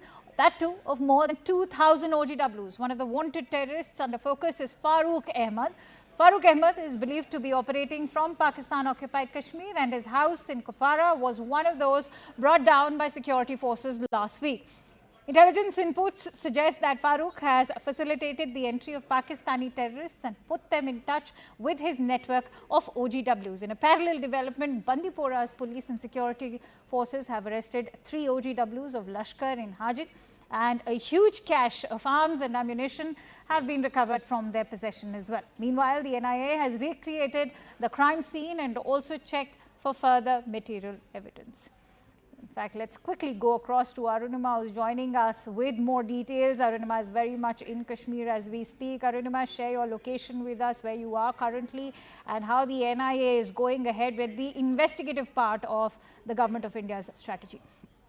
We are in Pahalgam at the moment, and the National Investigation Agency has just, accompanied by the forensic experts and the local police, has gone up to Baisaran Meadow. They have now shut off the Baisaran Meadow path completely to prevent anyone from going up. If there is any attempt to, destroy the crime scene or tamper it in any way, that can be done. If anyone who's still up there and wanting to come down, even that will be difficult. Forensic experts are picking up whatever evidence they can. There's also a crime recreation that is happening, because eyewitness account seems to suggest that the meadow was targeted from both the entry and the exit sides, and the terrorists had split into a group of 2. So they are trying to recreate, and that will help them understand how the terrorists entered the Baisaran Meadow. Did they come from the hillside, where they're sitting and waiting there over the last 2 days? Before 22nd, the attack happened. It had rained in Baisaran on 20th and 21st. Did that change their plans in any way? So that's the point that NIA is trying to ascertain and find out with the teams of experts that they have gone up with. Also, what is the situation like on ground zero when we talk about an eerie calm prevailing? At the same time, we've seen there have been security audits. How many places have been shut down? The arrest of these OGWs. How have India's security forces now swung into action, and what has been the outcome so far? Remember, we've passed a week. As far as ground situation goes, at the Pahalgam market, the shops are open, but there are no takers. There are no tourists here. There is a selfie point here in Pahalgam. We spotted only about 7 or 8, a group of 7 or 8, and that is it. There are no other tourists. Even roadside vendors are sitting with their fare, but there are no visitors. The only rooms in the hotels that have been occupied are the rooms that have been occupied either by the officials who are here to investigate or by the media crews. So this has had a huge impact on the overall tourism and hospitality sector of Pahalgam. As far as security goes, the Betab Valley, the Aru Valley and Chandanwadi, it's called the ABC of Pahalgam. Whenever tourists come, these are the places that they want to go. All 3 have been shut down. You can't go up to these hillside locations because there is a constant coordinate search operation going on. NIA and the Rashtriya Rifles and CRPF are trying to ascertain if the terrorists took one mountaintop or one hilltop and tried to traverse to the other one. And that's why all these heights have been sealed off to people, and intensive search operation is going on. All right, many thanks to you, Arunima, for all those latest inputs. We will keep coming back to you. Till then, stay safe. Along the line of control in Uri, Jammu and Kashmir, an uneasy calm prevails as intermittent gunshots echoed through the night, heightening tensions among the local residents. A ground report takes you to the LOC. While the tensions are escalating on the line of control and between the 2 countries, India and Pakistan, these community bunkers built after 2020 when the ceasefire understanding was renewed will be the lifeline if there is any escalation. My VJ Bashir will show you that this is the bunker, community bunker built in Uri near the line of control, and even POJK is very much visible from here. And this is the POJK that's just adjacent to this place, and if any fire is drawn, heavy fire from the armies of Pakistan, this is where the locals are going to take shelter. If Bashir can move a little back and show you the sort of structure that has been built, it's heavily made. There's a lot of material used to this to ensure that the lives of civilians are protected, because before this there was a lot of ceasefire violation that used to take place and will claim lives of thousands of people, and people got disabled because of the firing there. But now this could prove beneficial for the locals. Even in Jammu region, where the line of control and international border is located, there are community bunkers being made, and more than thousands of them have been also made in Jammu, and in Kashmir more than hundreds they were made, which will prove possibly a lifeline for the people who reside in Uri and also in other parts like Kupwara and the districts which are close to the border. This is where I'm standing right. It's a community bunker, and hope that this can be a lifeline if further situation escalates in Jammu and Kashmir. Now, India has put the Indus Water Treaty on hold, and News 18's Rifat brings us a ground report from Uri where he highlights the impact of this diplomatic move. Listen.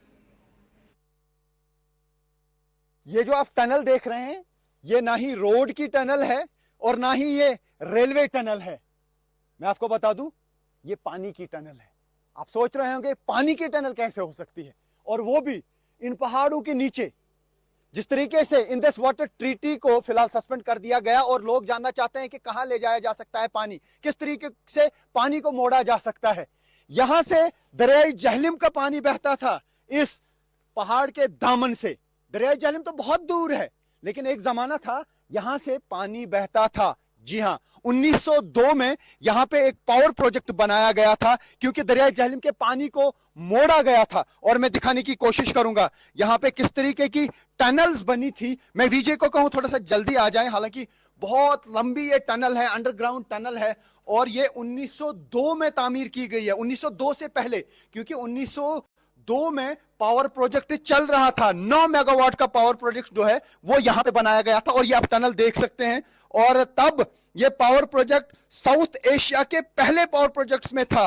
ये power project बनने के बाद ही कश्मीर को पहली बार, इस खासतौर से north Kashmir को बिजली मिली, और ये तब बनाया था मेजर एलन ने, जो इंजीनियर थे, कनाडा में बॉर्न हुए थे, और उसके बाद ये पूरा पावर प्रोजेक्ट बनाया गया था। और ये टनल आप देख सकते हैं। कोशिश करूंगा मैं थोड़ा आगे चलने की, क्योंकि काफी सारे लोग जानना चाहते हैं कि किस तरीके से दरिया जहलिम के पानी को मोड़ा जा सकता है। और अगर दरिया जहलिम के पानी को इसी तरीके से जगह जगह पे मोड़ा गया तो बहुत ज्यादा बिजली जनरेट हो सकती है, जो अभी मुमकिन नहीं था, क्योंकि इंडस वाटर ट्रीटी के तहत कहीं पर भी दरियाई जहलिम के पानी को ना मोड़ा जा सकता था और ना ही उसे डाइवर्ट किया जा सकता था। लेकिन अगर इस तरीके की टनल्स बनाई गई, दरिया जहलिम के पानी को हाई अल्टीट्यूड पे इन करके लो अल्टीट्यूड पे एग्जिट करके वहां पर बहुत बड़े बड़े टरबाइन चलाए जा सकते हैं। तो ये जो पावर प्रोजेक्ट है, ये साउथ एशिया के पहले पावर प्रोजेक्ट्स में से एक था। पहले इसकी कैपेसिटी 9 मेगावाट की थी। तब 9 मेगावाट बहुत होता था और पूरा कश्मीर उससे बिजली हासिल करता था। और जो कश्मीर के सिल्क फैक्ट्री थी, यानी जो श्रीनगर की सिल्क फैक्ट्री थी, वो इसी बिजली से चलती थी। तो उससे आप अंदाजा लगा सकते हैं कि कितना इंपॉर्टेंट रहा होगा ये project. Let's now bring you the political impact of the Pahalgam attack, as Congress has finally removed the controversial headless poster of Prime Minister Modi after it sparked outrage. The party has urged its members to approach the Pahalgam issue with sensitivity. In its gag order, Congress said that any deviation from the party line will be considered as a serious breach of party discipline. Despite the gag order, Karnataka's Minister Dinesh Gundu Rao has slammed Prime Minister Modi for neglecting his duties during the Pahalgam terror attack, accusing him of politicizing the situation and skipping the all-party meeting. While defending Congress's stance against terrorism, Rao stressed the importance of asking tough questions. Congress's social media chairperson Supriya Srinath hit back at the BJP for the outrage over the Gayab post, clarifying it was a movie inspired, not aimed at the Prime Minister. She accused the BJP of insensitivity and said the government is silencing critics instead of addressing national security concerns. The Congress leadership is reportedly upset with Srinath for defending the post. Remember, it's not a first for Supriya Srinath. BJP के अंदर कितना विष भरा है, कितना जहर भरा है, कितने गंदे मन के लोग हैं कि उनको एक पोस्टर में सिर तन से जुदा दिखा, जबकि वो एक पिक्चर के पोस्टर से प्रेरित है। जो पोस्टर हमने लगाया उसमें भी शरीर कहीं नहीं है, ना हाथ है ना पैर है, सिर्फ आलीशान शानदार कपड़े हैं और मिस्टर गायब लिखा हुआ है और मोदी जी का नाम नहीं है, मोदी जी का शब्द नहीं है। तो बीजेपी को ये क्यों लग रहा है कि ये मोदी जी के बारे में, कि क्या वो भी मान रहे हैं कि मोदी जी गायब है? कांग्रेस पार्टी का कितना लो लेवल पर वो गिर सकते हैं, वो तो इसके और ज़्यादा उदाहरण हमको नहीं चाहिए।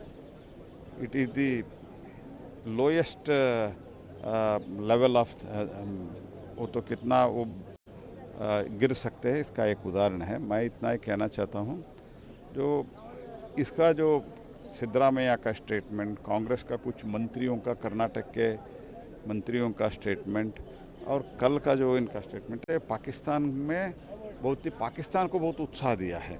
इसलिए उन लोगों ने डिलीट किया है। बाद में उनको पता चला कि हमने गलती किया है। कम से कम ये तो एहसान हो गया कि गलती तो किया है।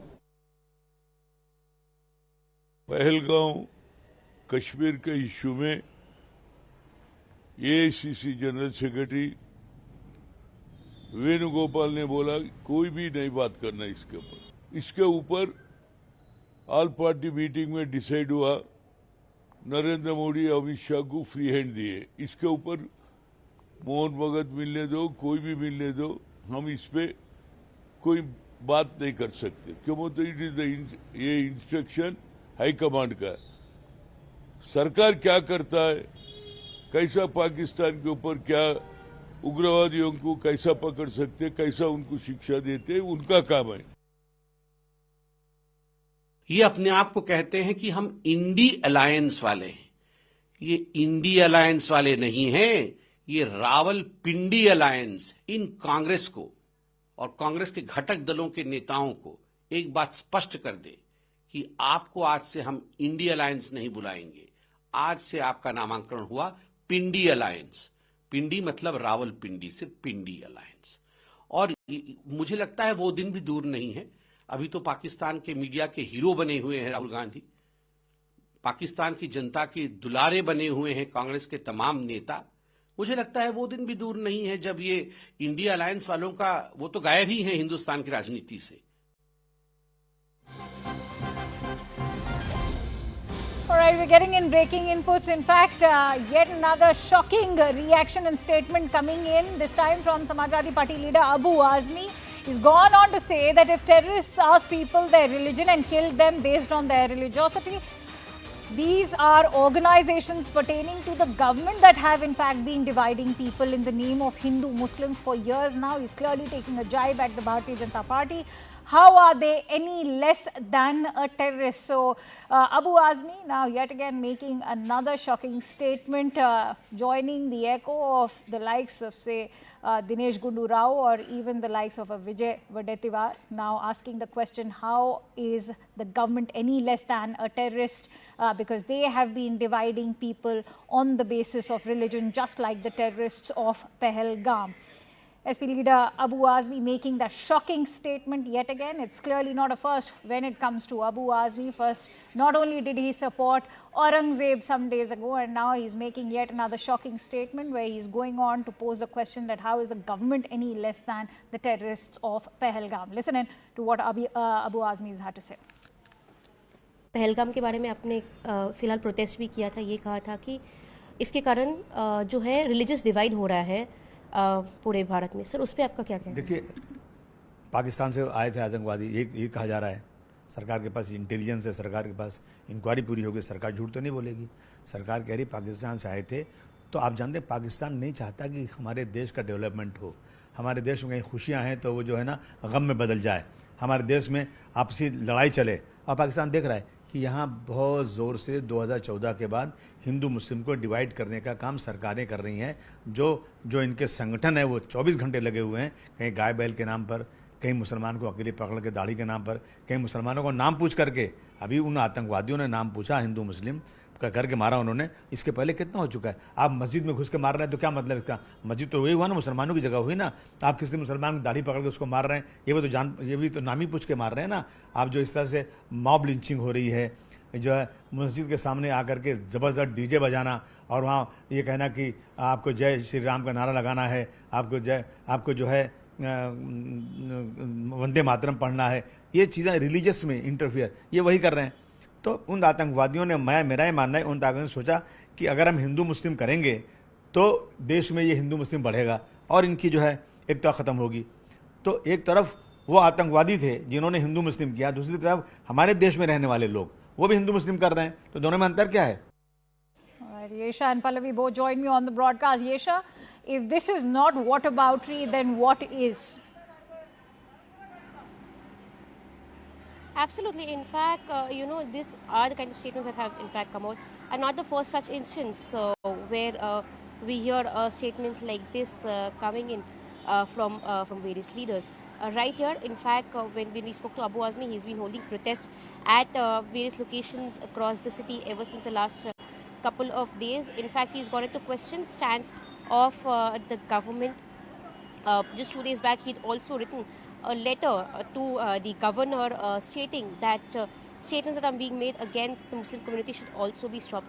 In fact, he's gone ahead to mention a stance stating that in the wake of the Pahalgam attack, there's been attacks that are being made on the Muslim community, was the stance that was put forth by Abu Azmi. Now, while having spoken on the issue of people being divided on religious lines, he's gone ahead to say that the division of people on religious lines, in fact, continues over the last couple of years, and which is where now he's gone ahead to question the government on the same stance. Stay with me, Aisha. Stay with me. Let me quickly take that from Pallavi. Pallavi, at a time we've seen that even the Congress High Command has in fact shut down those kind of rabble-rousing elements like Supriya Srinath. Why can't the Samajwadi Party take a stand against the likes of Abu Azmi, considering it's not a first?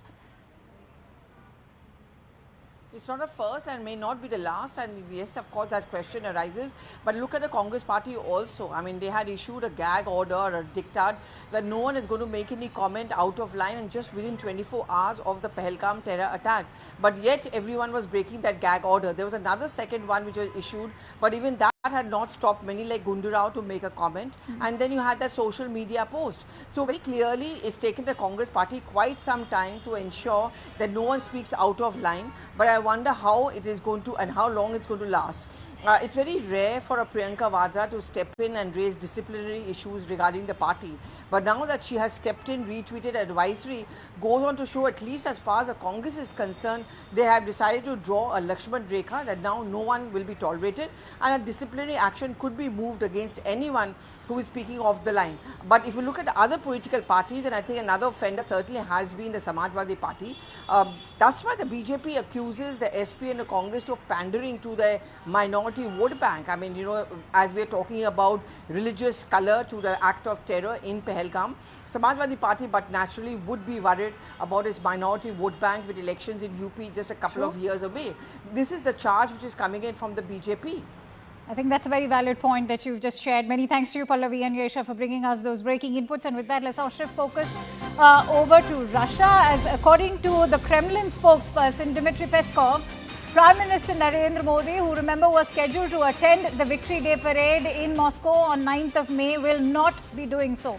He said that India will be represented at a different diplomatic level. This is the big breaking input we are bringing to you. Prime Minister Modi cancelling his attendance as the guest of honor at the Victory Day parade in Moscow, which he was all set to attend on 9th of May. Siddhant joins me on these breaking inputs. Siddhant, when Dmitry Peskov says that India will be represented by a different diplomatic level, what is it that he's hinting?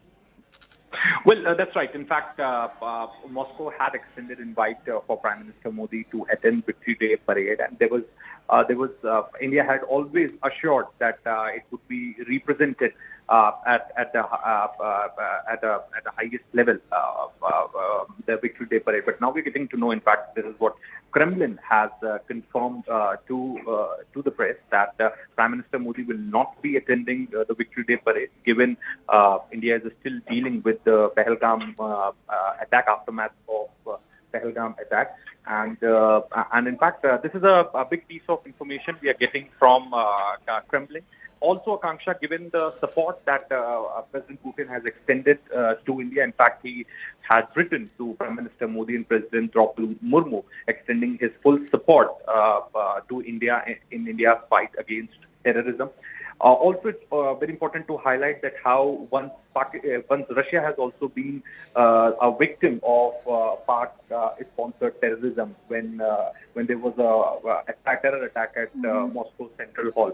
So Russia understands it very well as far as the Pak-based terror groups are concerned, and in fact, Russia has also been a victim of such terror attacks in the past. So, given that, now Kremlin has confirmed that Prime Minister Modi will not be attending the Victory Day parade. Instead of him, it will be attended by some senior diplomats from the Indian side.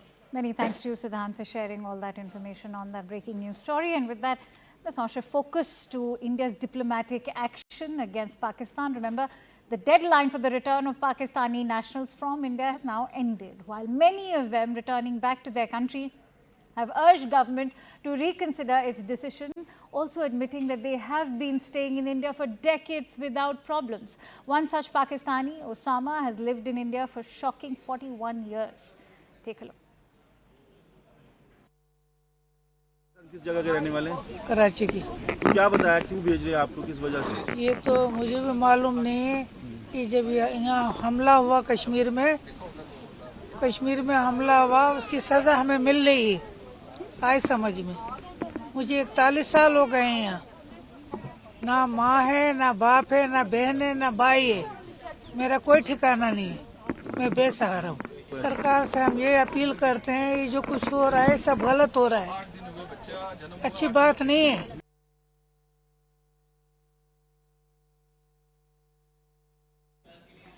Now, as questions have been arising on several Pakistani nationals overstaying their visas in India for decades, one such deportee, Mufzala, has said that she has lived in India for 17 years. Mufzala even casts vote in India and has a ration card as well.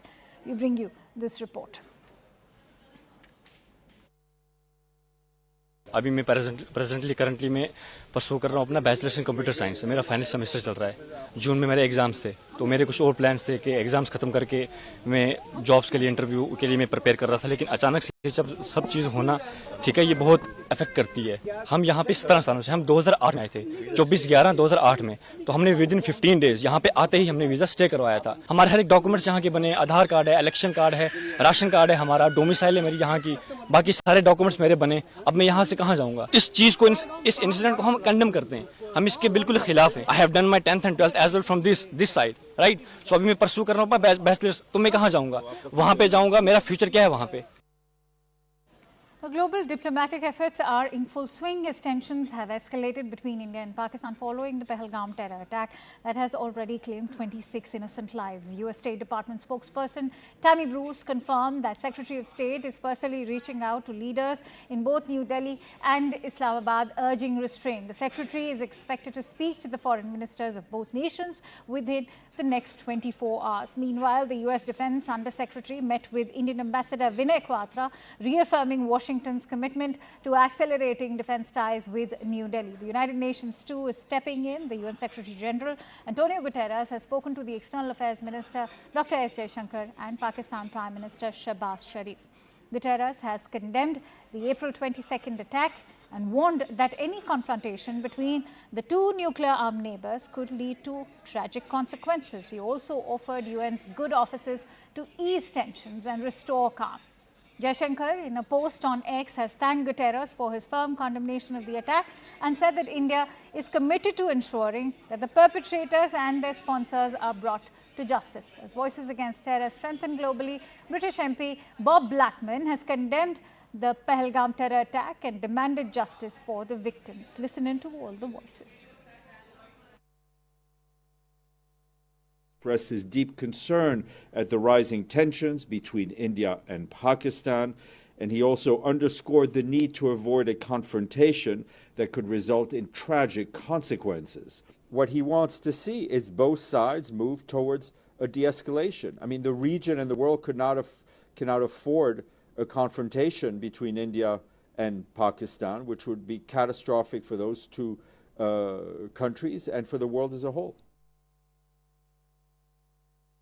The Secretary also gave me a note about that as well, sir.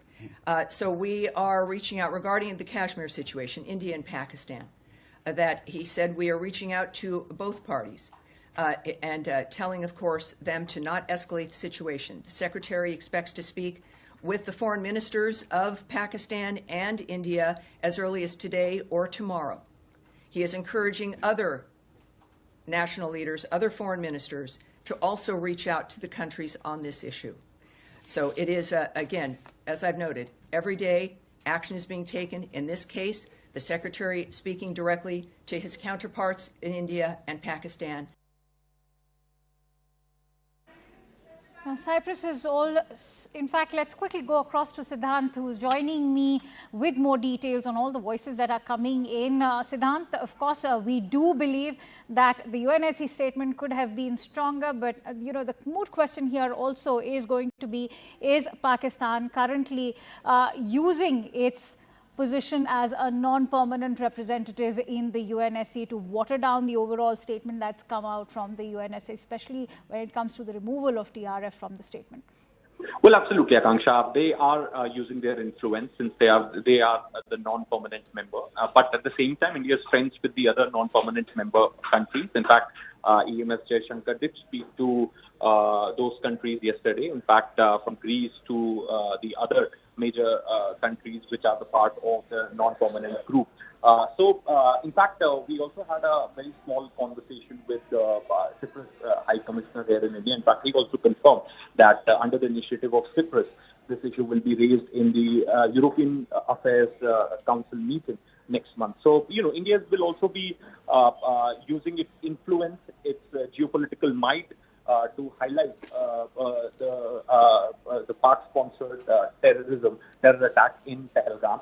And in fact, India is fully preparing for that. And also, Akanksha, given this kind of global support that India is getting, perhaps it has made India's work even more easier this time around, because now Pakistan stands exposed in front of the world. And as we have been witnessing from last 1 week, Akanksha, there have been several protests outside Pak High Commission's missions all across the world. In fact, yesterday there was a protest at a Pak embassy in Nepal. And now Nepalese are demanding justice for a Nepalese citizen who lost his life in Pahalgam terror attack. So, this shows the anger against Pakistan, the global anger against Pakistan.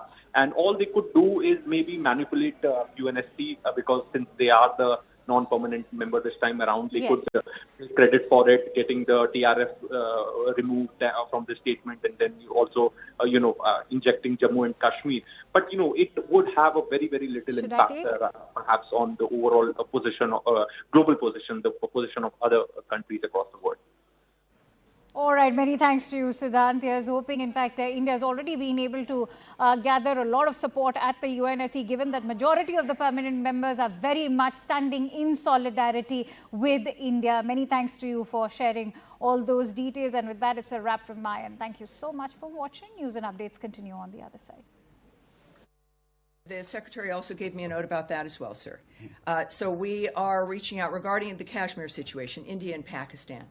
That he said we are reaching out to both parties and telling, of course, them to not escalate the situation. The Secretary expects to speak with the foreign ministers of Pakistan and India as early as today or tomorrow. He is encouraging other national leaders, other foreign ministers, to also reach out to the countries on this issue. So it is, again, as I've noted, every day action is being taken. In this case, the Secretary speaking directly to his counterparts in India and Pakistan.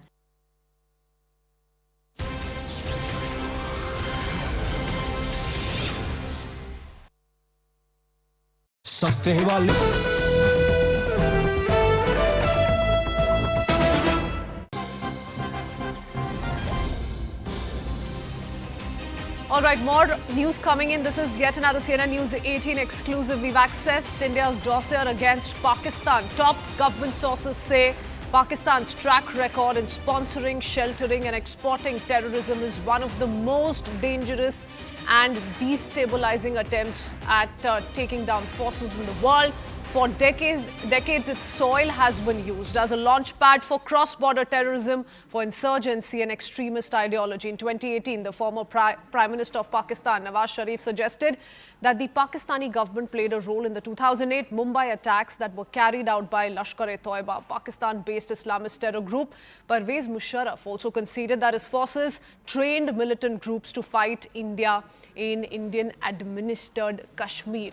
Also confessed that the government turned a blind eye because if it wanted to force India to enter into negotiations as well as raise the issue internationally. So these are some of the claims that have been made, sensational admissions that have been made by the political class in Pakistan. I do want to go across to Payal Mehta, who joins us with more details to put this entire story in perspective, which once again nails the Pak propaganda. Its lies stand exposed once again. Payal, do tell us a little bit about what this dossier explains verbatim. Well, the dossier talks about Pakistan's trail back to terrorism and how terrorism has been there as part of Pakistan's being from the very beginning. Whether it's, of course, fueling terror into India's territory or probably creating disturbance in the Asian region, that's something which Pakistan has been very ably been able to do. They've been with the terrorism of terrorism in Afghanistan, which is now Taliban, to the Haqqani network that has been working upon. Multiple issues have been put forth by the government, whether it's creating, sort of disturbance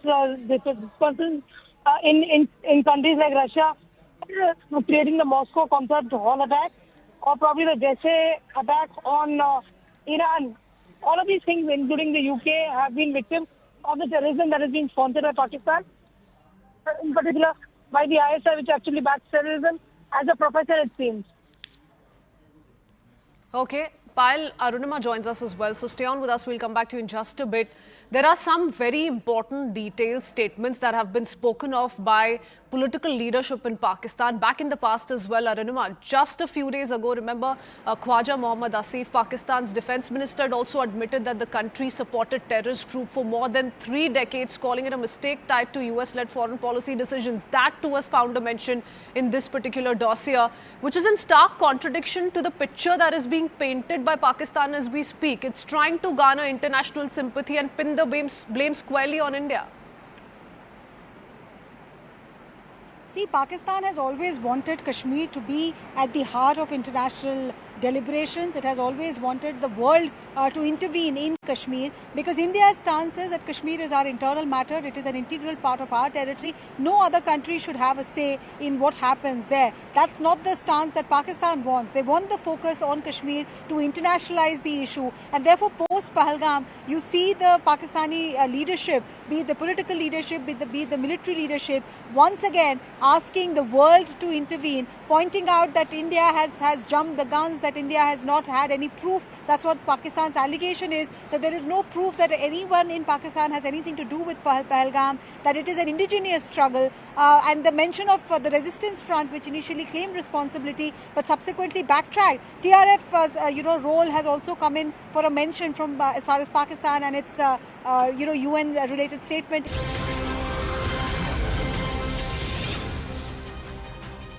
Good afternoon and a warm welcome. You're watching CNN News 18 with me, Griha.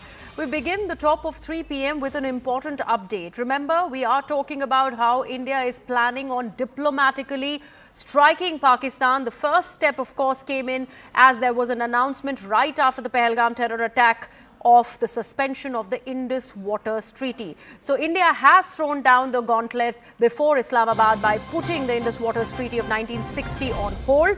Now CNN News 18 has managed to access the pictures that show the impact of India's diplomatic move.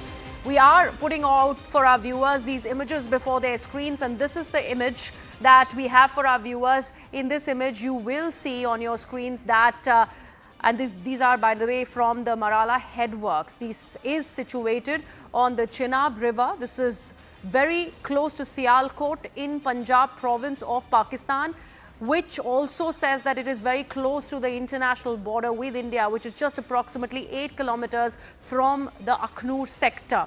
These satellite imageries, now what are they suggesting? What have we learned? This is talking about the Chenab River water flow. The water flow, as is being observed on a comparative satellite image. One is, as you can see, from the 21st of April. This is right before the Pahalgam terror attack took place on the 22nd, and the other image is from the 26th of April. These are the two images, and we are comparing this, and this is seemingly indicating a decrease in flow of the Chenab waters. Now, what does this exactly mean? And we also particularly talking about the proximity with the international border. It means that the upstream actions in India can quickly affect downstream water availability in Pakistan. The Chenab, remember, originates in Himachal Pradesh in India. It is formed by the confluence of the Chandra and the Bhaga rivers, as has been seen. Then later it flows through Jammu and Kashmir before entering Pakistan's Sialkot district, making it one of the western rivers allocated to Pakistan under the now defunct Indus Waters Treaty. That's how strategically this is going to hit Pakistan really the hardest, as the sharing of water is right now discontinued by India. Let me take this across to my colleague Akash, who's now joining us on the broadcast. Akash, what does this signify? From the 21st of April to 26, we see a seeming difference as far as that water supply, the water flow is indicating in these satellite imageries. Tell us more.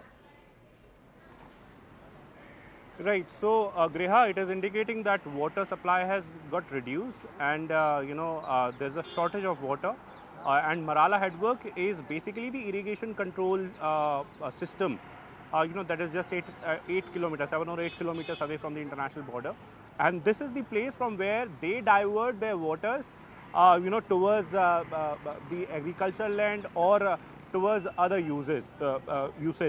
And in fact, at this point in time, the imagery is somewhere suggesting that this water has got reduced, and people of Pakistan are going to be impacted because of it, because this is the season where, in fact, in every season, they are dependent on this sort of water. We know that how they had been allocated these three rivers, which are Indus, Jhelum, and the other one.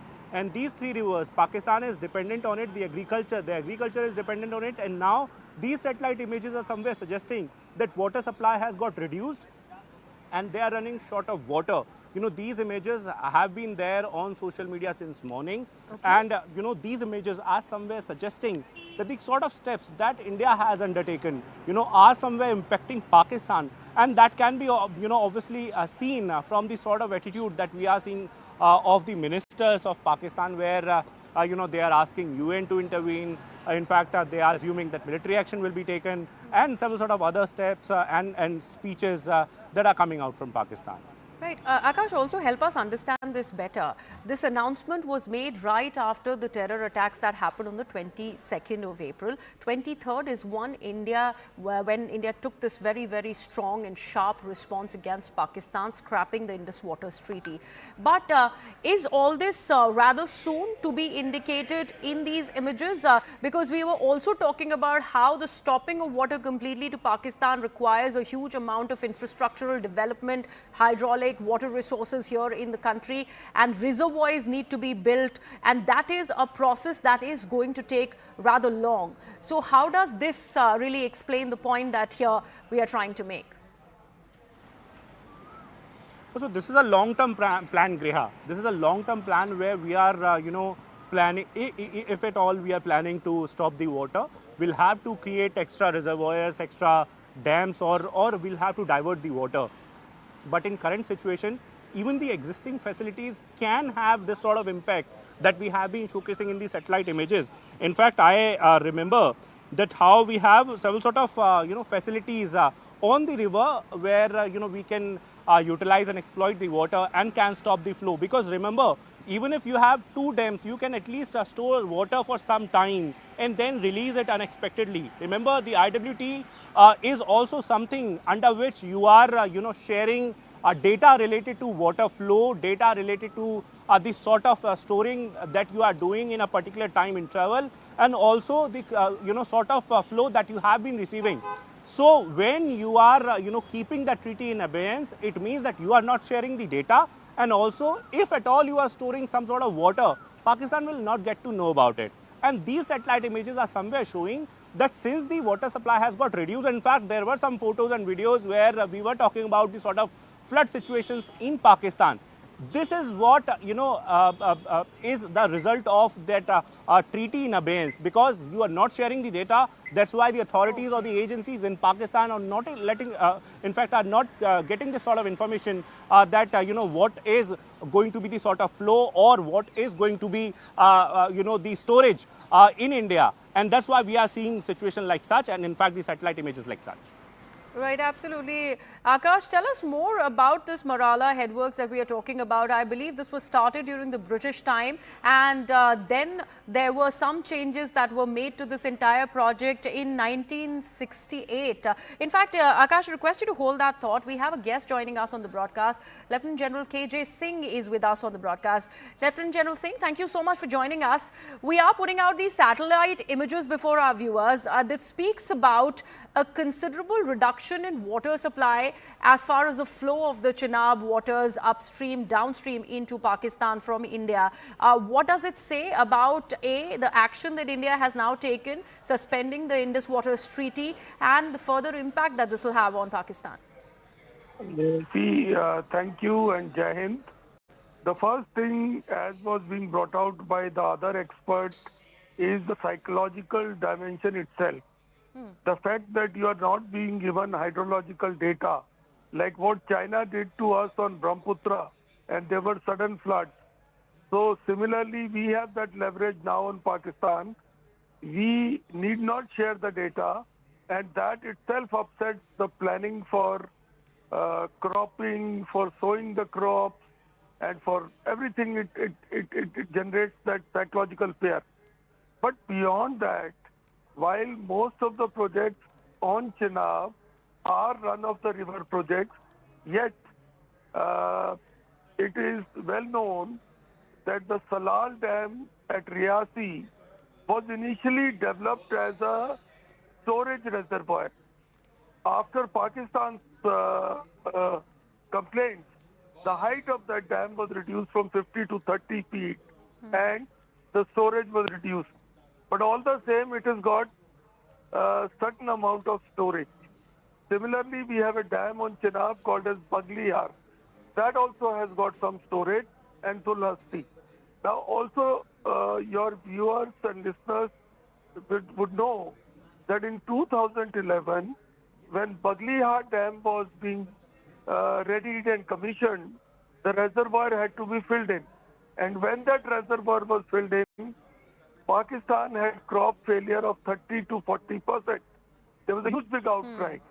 And so it's not as if we can store too much of water permanently, but we have now gained some kind of a effective control which can be used. We can release, we can flush. And also our dams like Salal is badly silted. So we need to do desilting. Similarly, the Kishan Ganga on Jhelum, those visuals of floods in Jhelum that one was seeing, because we've been telling Pakistan that we want to desilt these reservoirs and dams, and Pakistan has not been aligned through the mechanism of Indus Water Treaty. And like what you say about Marala, Marala is only 40 kilometers down. But Marala is also badly silted. So Marala does not have the capacity to hold too much of water. So all in all, this combined, and if used intelligently, will bring Pakistan to the knees. And hello? Yes, please go ahead, Lieutenant General. And also, I must tell you, this also impacts what are called as Baderas. Baderas are large landholders, zamindars of Pakistan, who have land in Punjab and northern Sindh. Now these people, these big families, they are directly linked with army, most of them. So it is hurting that lobby.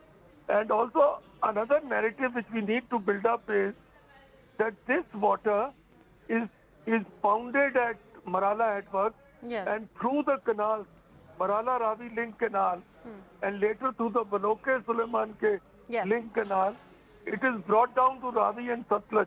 Okay. So water of Kashmir is not being used by Kashmiris. Absolutely.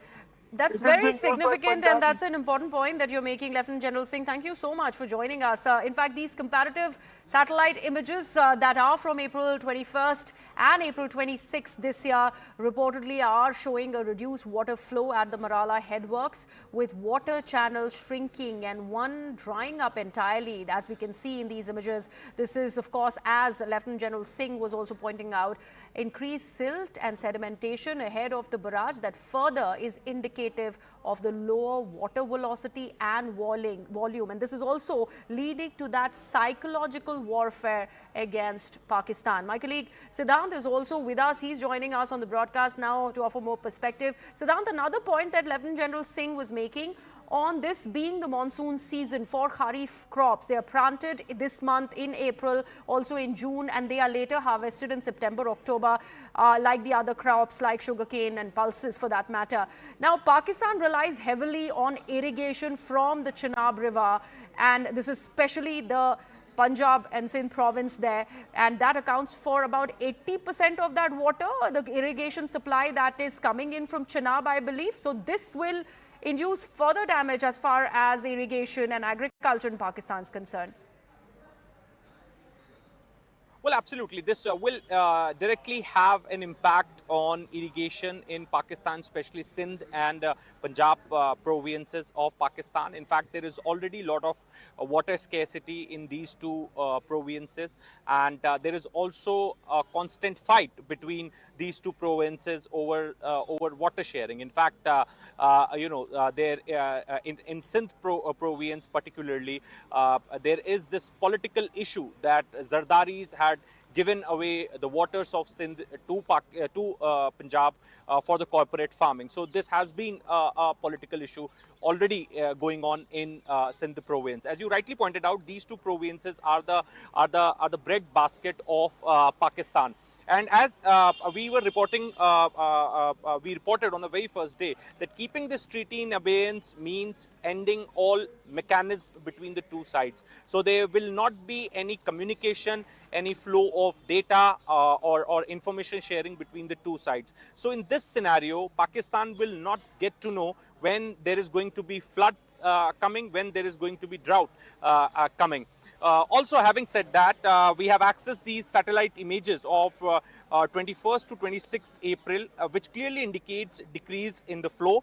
Water channels emanating from the headworks have reduced in size, and one has totally dried up. In fact, we are putting out those pictures for our viewers. This indicates storage of water in India after suspension of IWT, Indus Water Treaty. It will hit the crop, both Kharif and Rabi.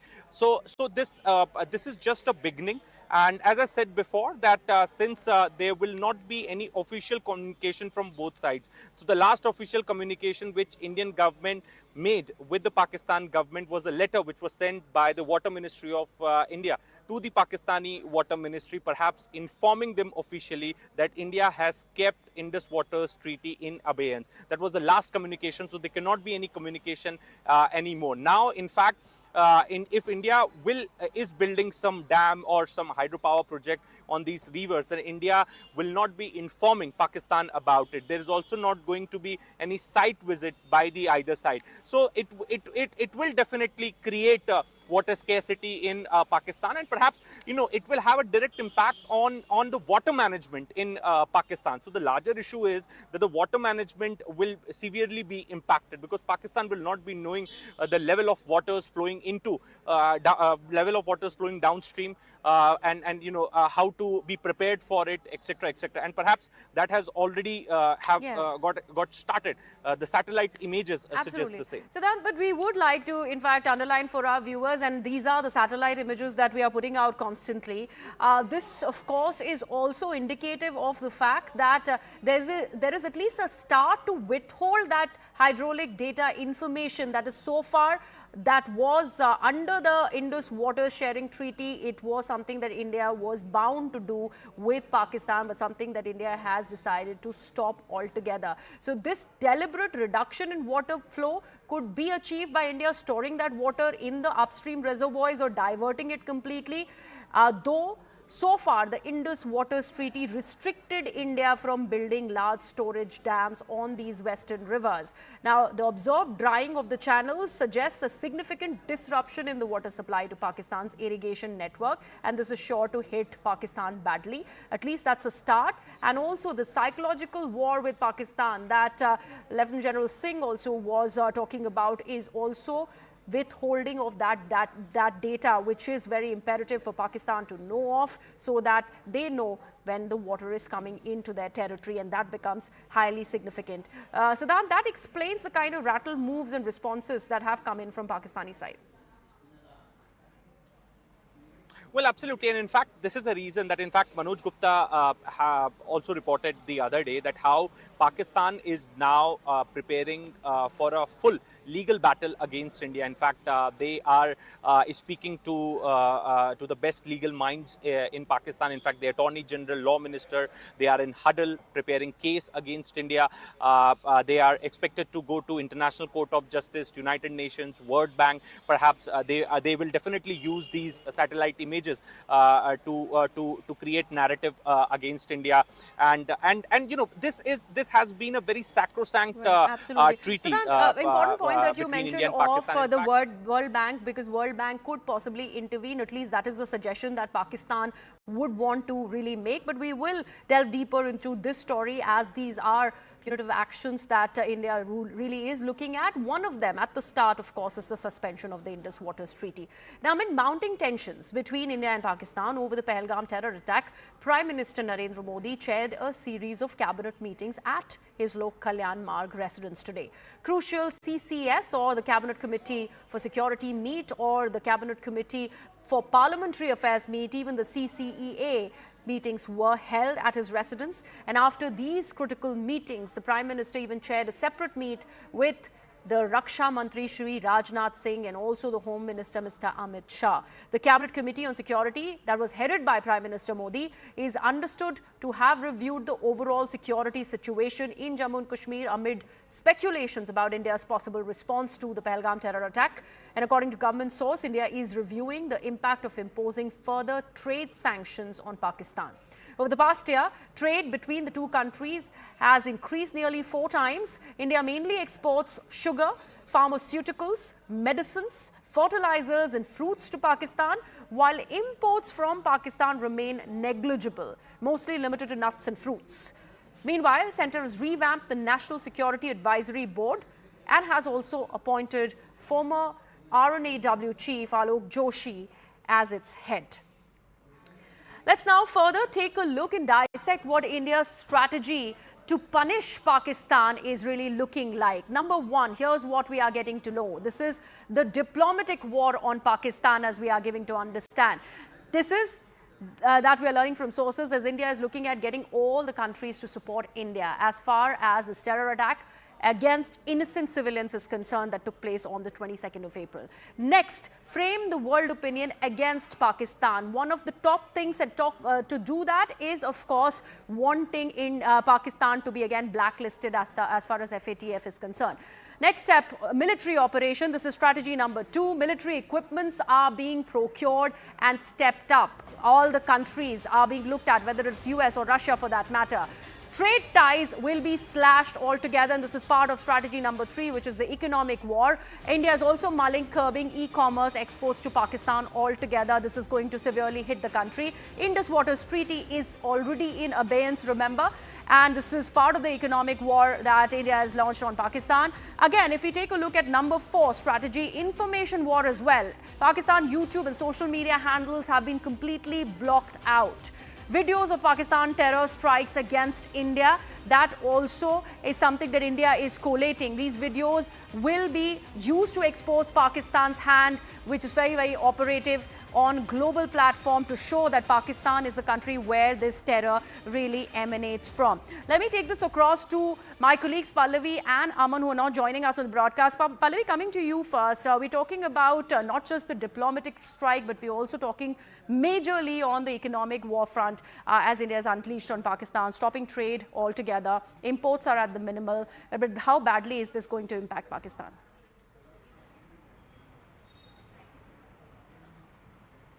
But if this question is for me, Yes, Neha. Pallavi.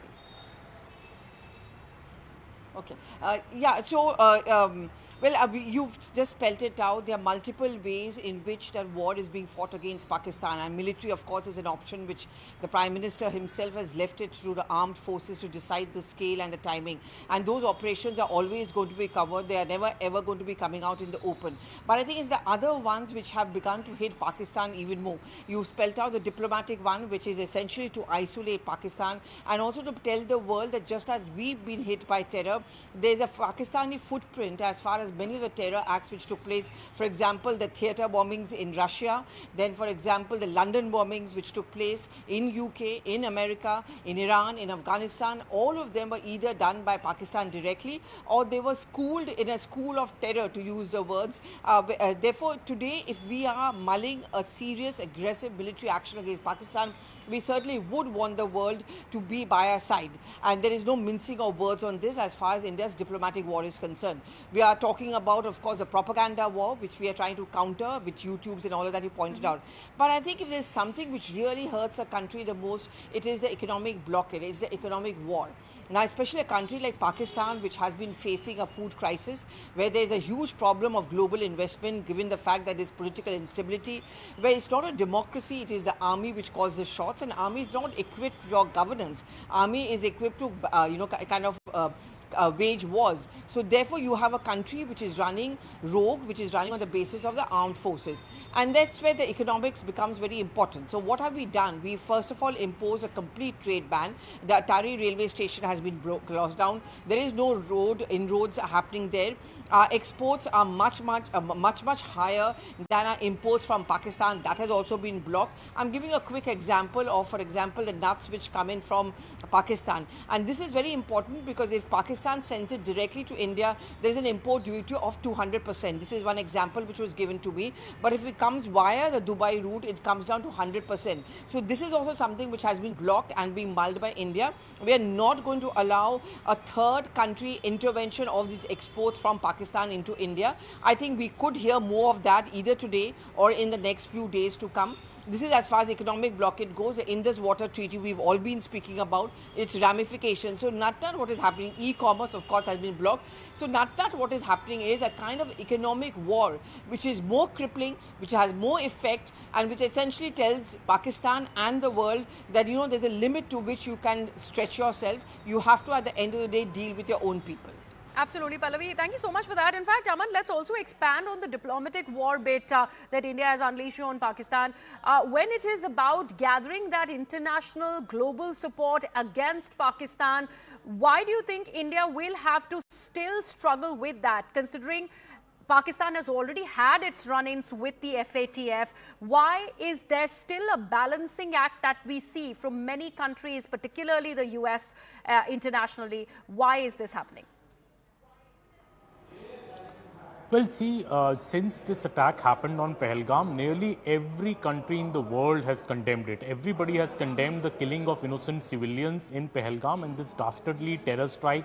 That day we saw statements from the US, we saw statements from Russia, from the UK, everybody promising India full support in this hour and also supporting India's right to get justice for the victims of Pahalgam. And this is something that India has also called a couple of meetings of all the foreign envoys which are there in the capital. Nearly all the foreign envoys also has briefed them on what evidence and what links India has found of the actual perpetrators, linking them back to the Pakistan state. Also, how they have been trained by the Pakistan army, how the Pakistan army maybe also be a party to it. Asim Munir's statement, which came a few days before the Pakistan Army Chief's statement, which came a few days before the Pahalgam strike. All of this has been linked up by India and presented to the foreign envoys that how serious India is treating the Pahalgam terrorist attack and how the linkages leading back to Pakistan show that India is now determined to put an end to Pakistan's sponsored terror for good. And this is something that the Prime Minister has also reiterated in his two public addresses. He's done one in Bihar and second during his Man Ki Baat address on past Sunday, when he said that, we will pursue till the ends of earth the perpetrators and the backers of this particular Pahalgam terror strike. Well, that said, some countries like China and with Turkey, for example, have been siding on with Pakistan, and we've seen how China has helped Pakistan even at the UN Security Council to help from the UN statement the dropping of the word of TRF. Yes. And TRF subsequently has also denied, after earlier claiming responsibility, said its account has been hacked and it denies responsibility for this attack. India also sees all this also as a part of the plot, because it thinks Pakistan is very, very worried over TRF, being a Pakistan entity and being a organization sponsored from inside Pakistan, state-sponsored organization or offshoot of the Lashkar-e-Toiba. Pakistan is now trying to distance itself from the TRF and say we have nothing to do with it. If the TRF has nothing to do with the attack, India sees this, as a very direct clue that Pakistan is worried over the India's diplomatic, the foray India has done with various countries, getting everybody on their side. But today, the US in the morning issuing a statement that the US Secretary of State will be speaking to the foreign ministers of both India and Pakistan either today or tomorrow to de-escalate the situation. Let's see how that goes, because yesterday the Prime Minister was very, very clear to the three chiefs of the, our armed forces, saying they have the full operational liberty to decide the targets, to decide the mode, to decide the timing of an attack, of a retribution for the Pahalgam terrorist strikes. And he is saying that, India it's a national resolve of India to avenge these strikes and to get justice for the Pahalgam victims. So I think India is very, very determined, and in the next 48 to 96 hours, we believe we may hear more. But today we are at a National Media Center, where Ashwini Vaishnav will be shortly briefing on the cabinet decisions which have been taken today. So it will be interesting to see if the government reveals any more steps it has taken against Pakistan, especially about our airtime, our aerial territory and our water territory, which is still being used by Pakistani registered aircraft and ships. Are we going to stop that as well? We'll hear shortly that from maybe from Ashwini Vaishnav. Right, absolutely. I mean, we're waiting for that press briefing by the ministry there. Very, very shortly, we would know what all transpired at the cabinet committee meetings that took place at the Prime Minister's residence. We'll leave it at that. Let's also now talk about how, spooked by India's diplomatic strike, Pakistan Prime Minister now has urged the UN chief to quote-unquote counsel India to exercise restraint. These are the words, the responses, the noises that are coming in from Pakistan. Remember, all of this comes after Pakistan's Foreign Minister Ishaq Dar admitted that Islamabad lobbied to get the name of the terror group, the Resistance Front, removed from the United Nations statement condemning the Pahalgam attack. In a dramatic late-night development yesterday, Pakistan's Information Minister Ata Tharar also made explosive claims, saying that Islamabad has credible intel that India plans to launch military action within the next 24 to 36 hours, and he even warned of what he termed as catastrophic consequences for the region. On the other hand, PPP senator even said that the day is not far when Pakistan Army chief will lay the foundation of the Babri Masjid in India. Meanwhile, reports suggest that Pakistan has also swung into panic mode. It has moved its artillery regiments from Sialkot to Shankargarh and F-16s guarding Rawalpindi, and also has conducted a firing exercise in Herat. CNN News 18 has managed to access India's dossier against Pakistan, and as per government sources, they are suggesting that Pakistan's track record is sponsoring, sheltering and exporting terrorism, and that is one of the most dangerous and destabilizing forces in the world. US ने एक press release इसी system के तहत दी, मुझे copy मिल गई। उसमें पाकिस्तान के behalf पे मेरे दो इतराज़ात थे।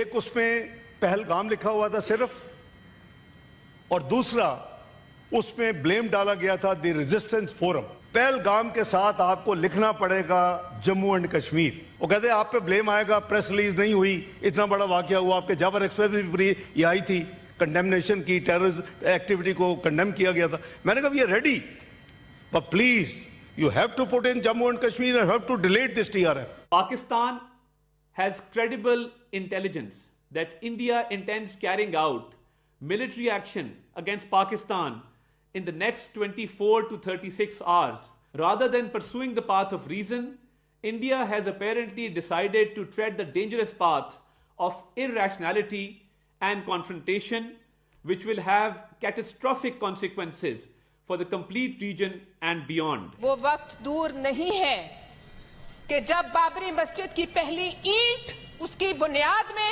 पिंडी से एक आम सिपाही लगाएगा और उसमें पहली अजान पाकिस्तान का सिपह सलार आसिम मुनीर देगा।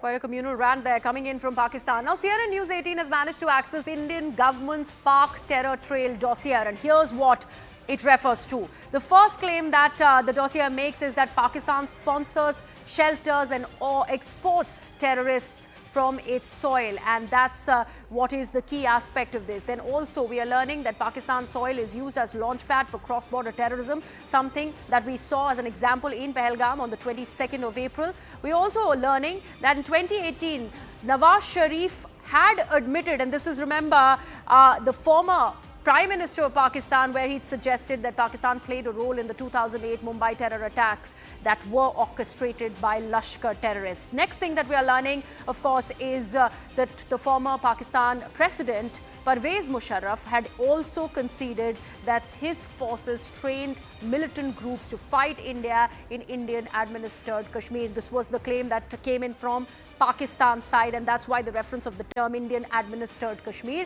He also confessed that the government turned a blind eye because it wanted to force India to enter into negotiations as well as raise the issue internationally. The next thing that we are learning after this big admission, 2025, and this is the recent one that came in from the Pakistan Defence Minister, major admission just a few days ago, where Khwaja Mohammad Asif, he claimed and admitted that the country supported terrorist groups for more than 3 decades, calling it a mistake tied to US-led foreign policy decisions.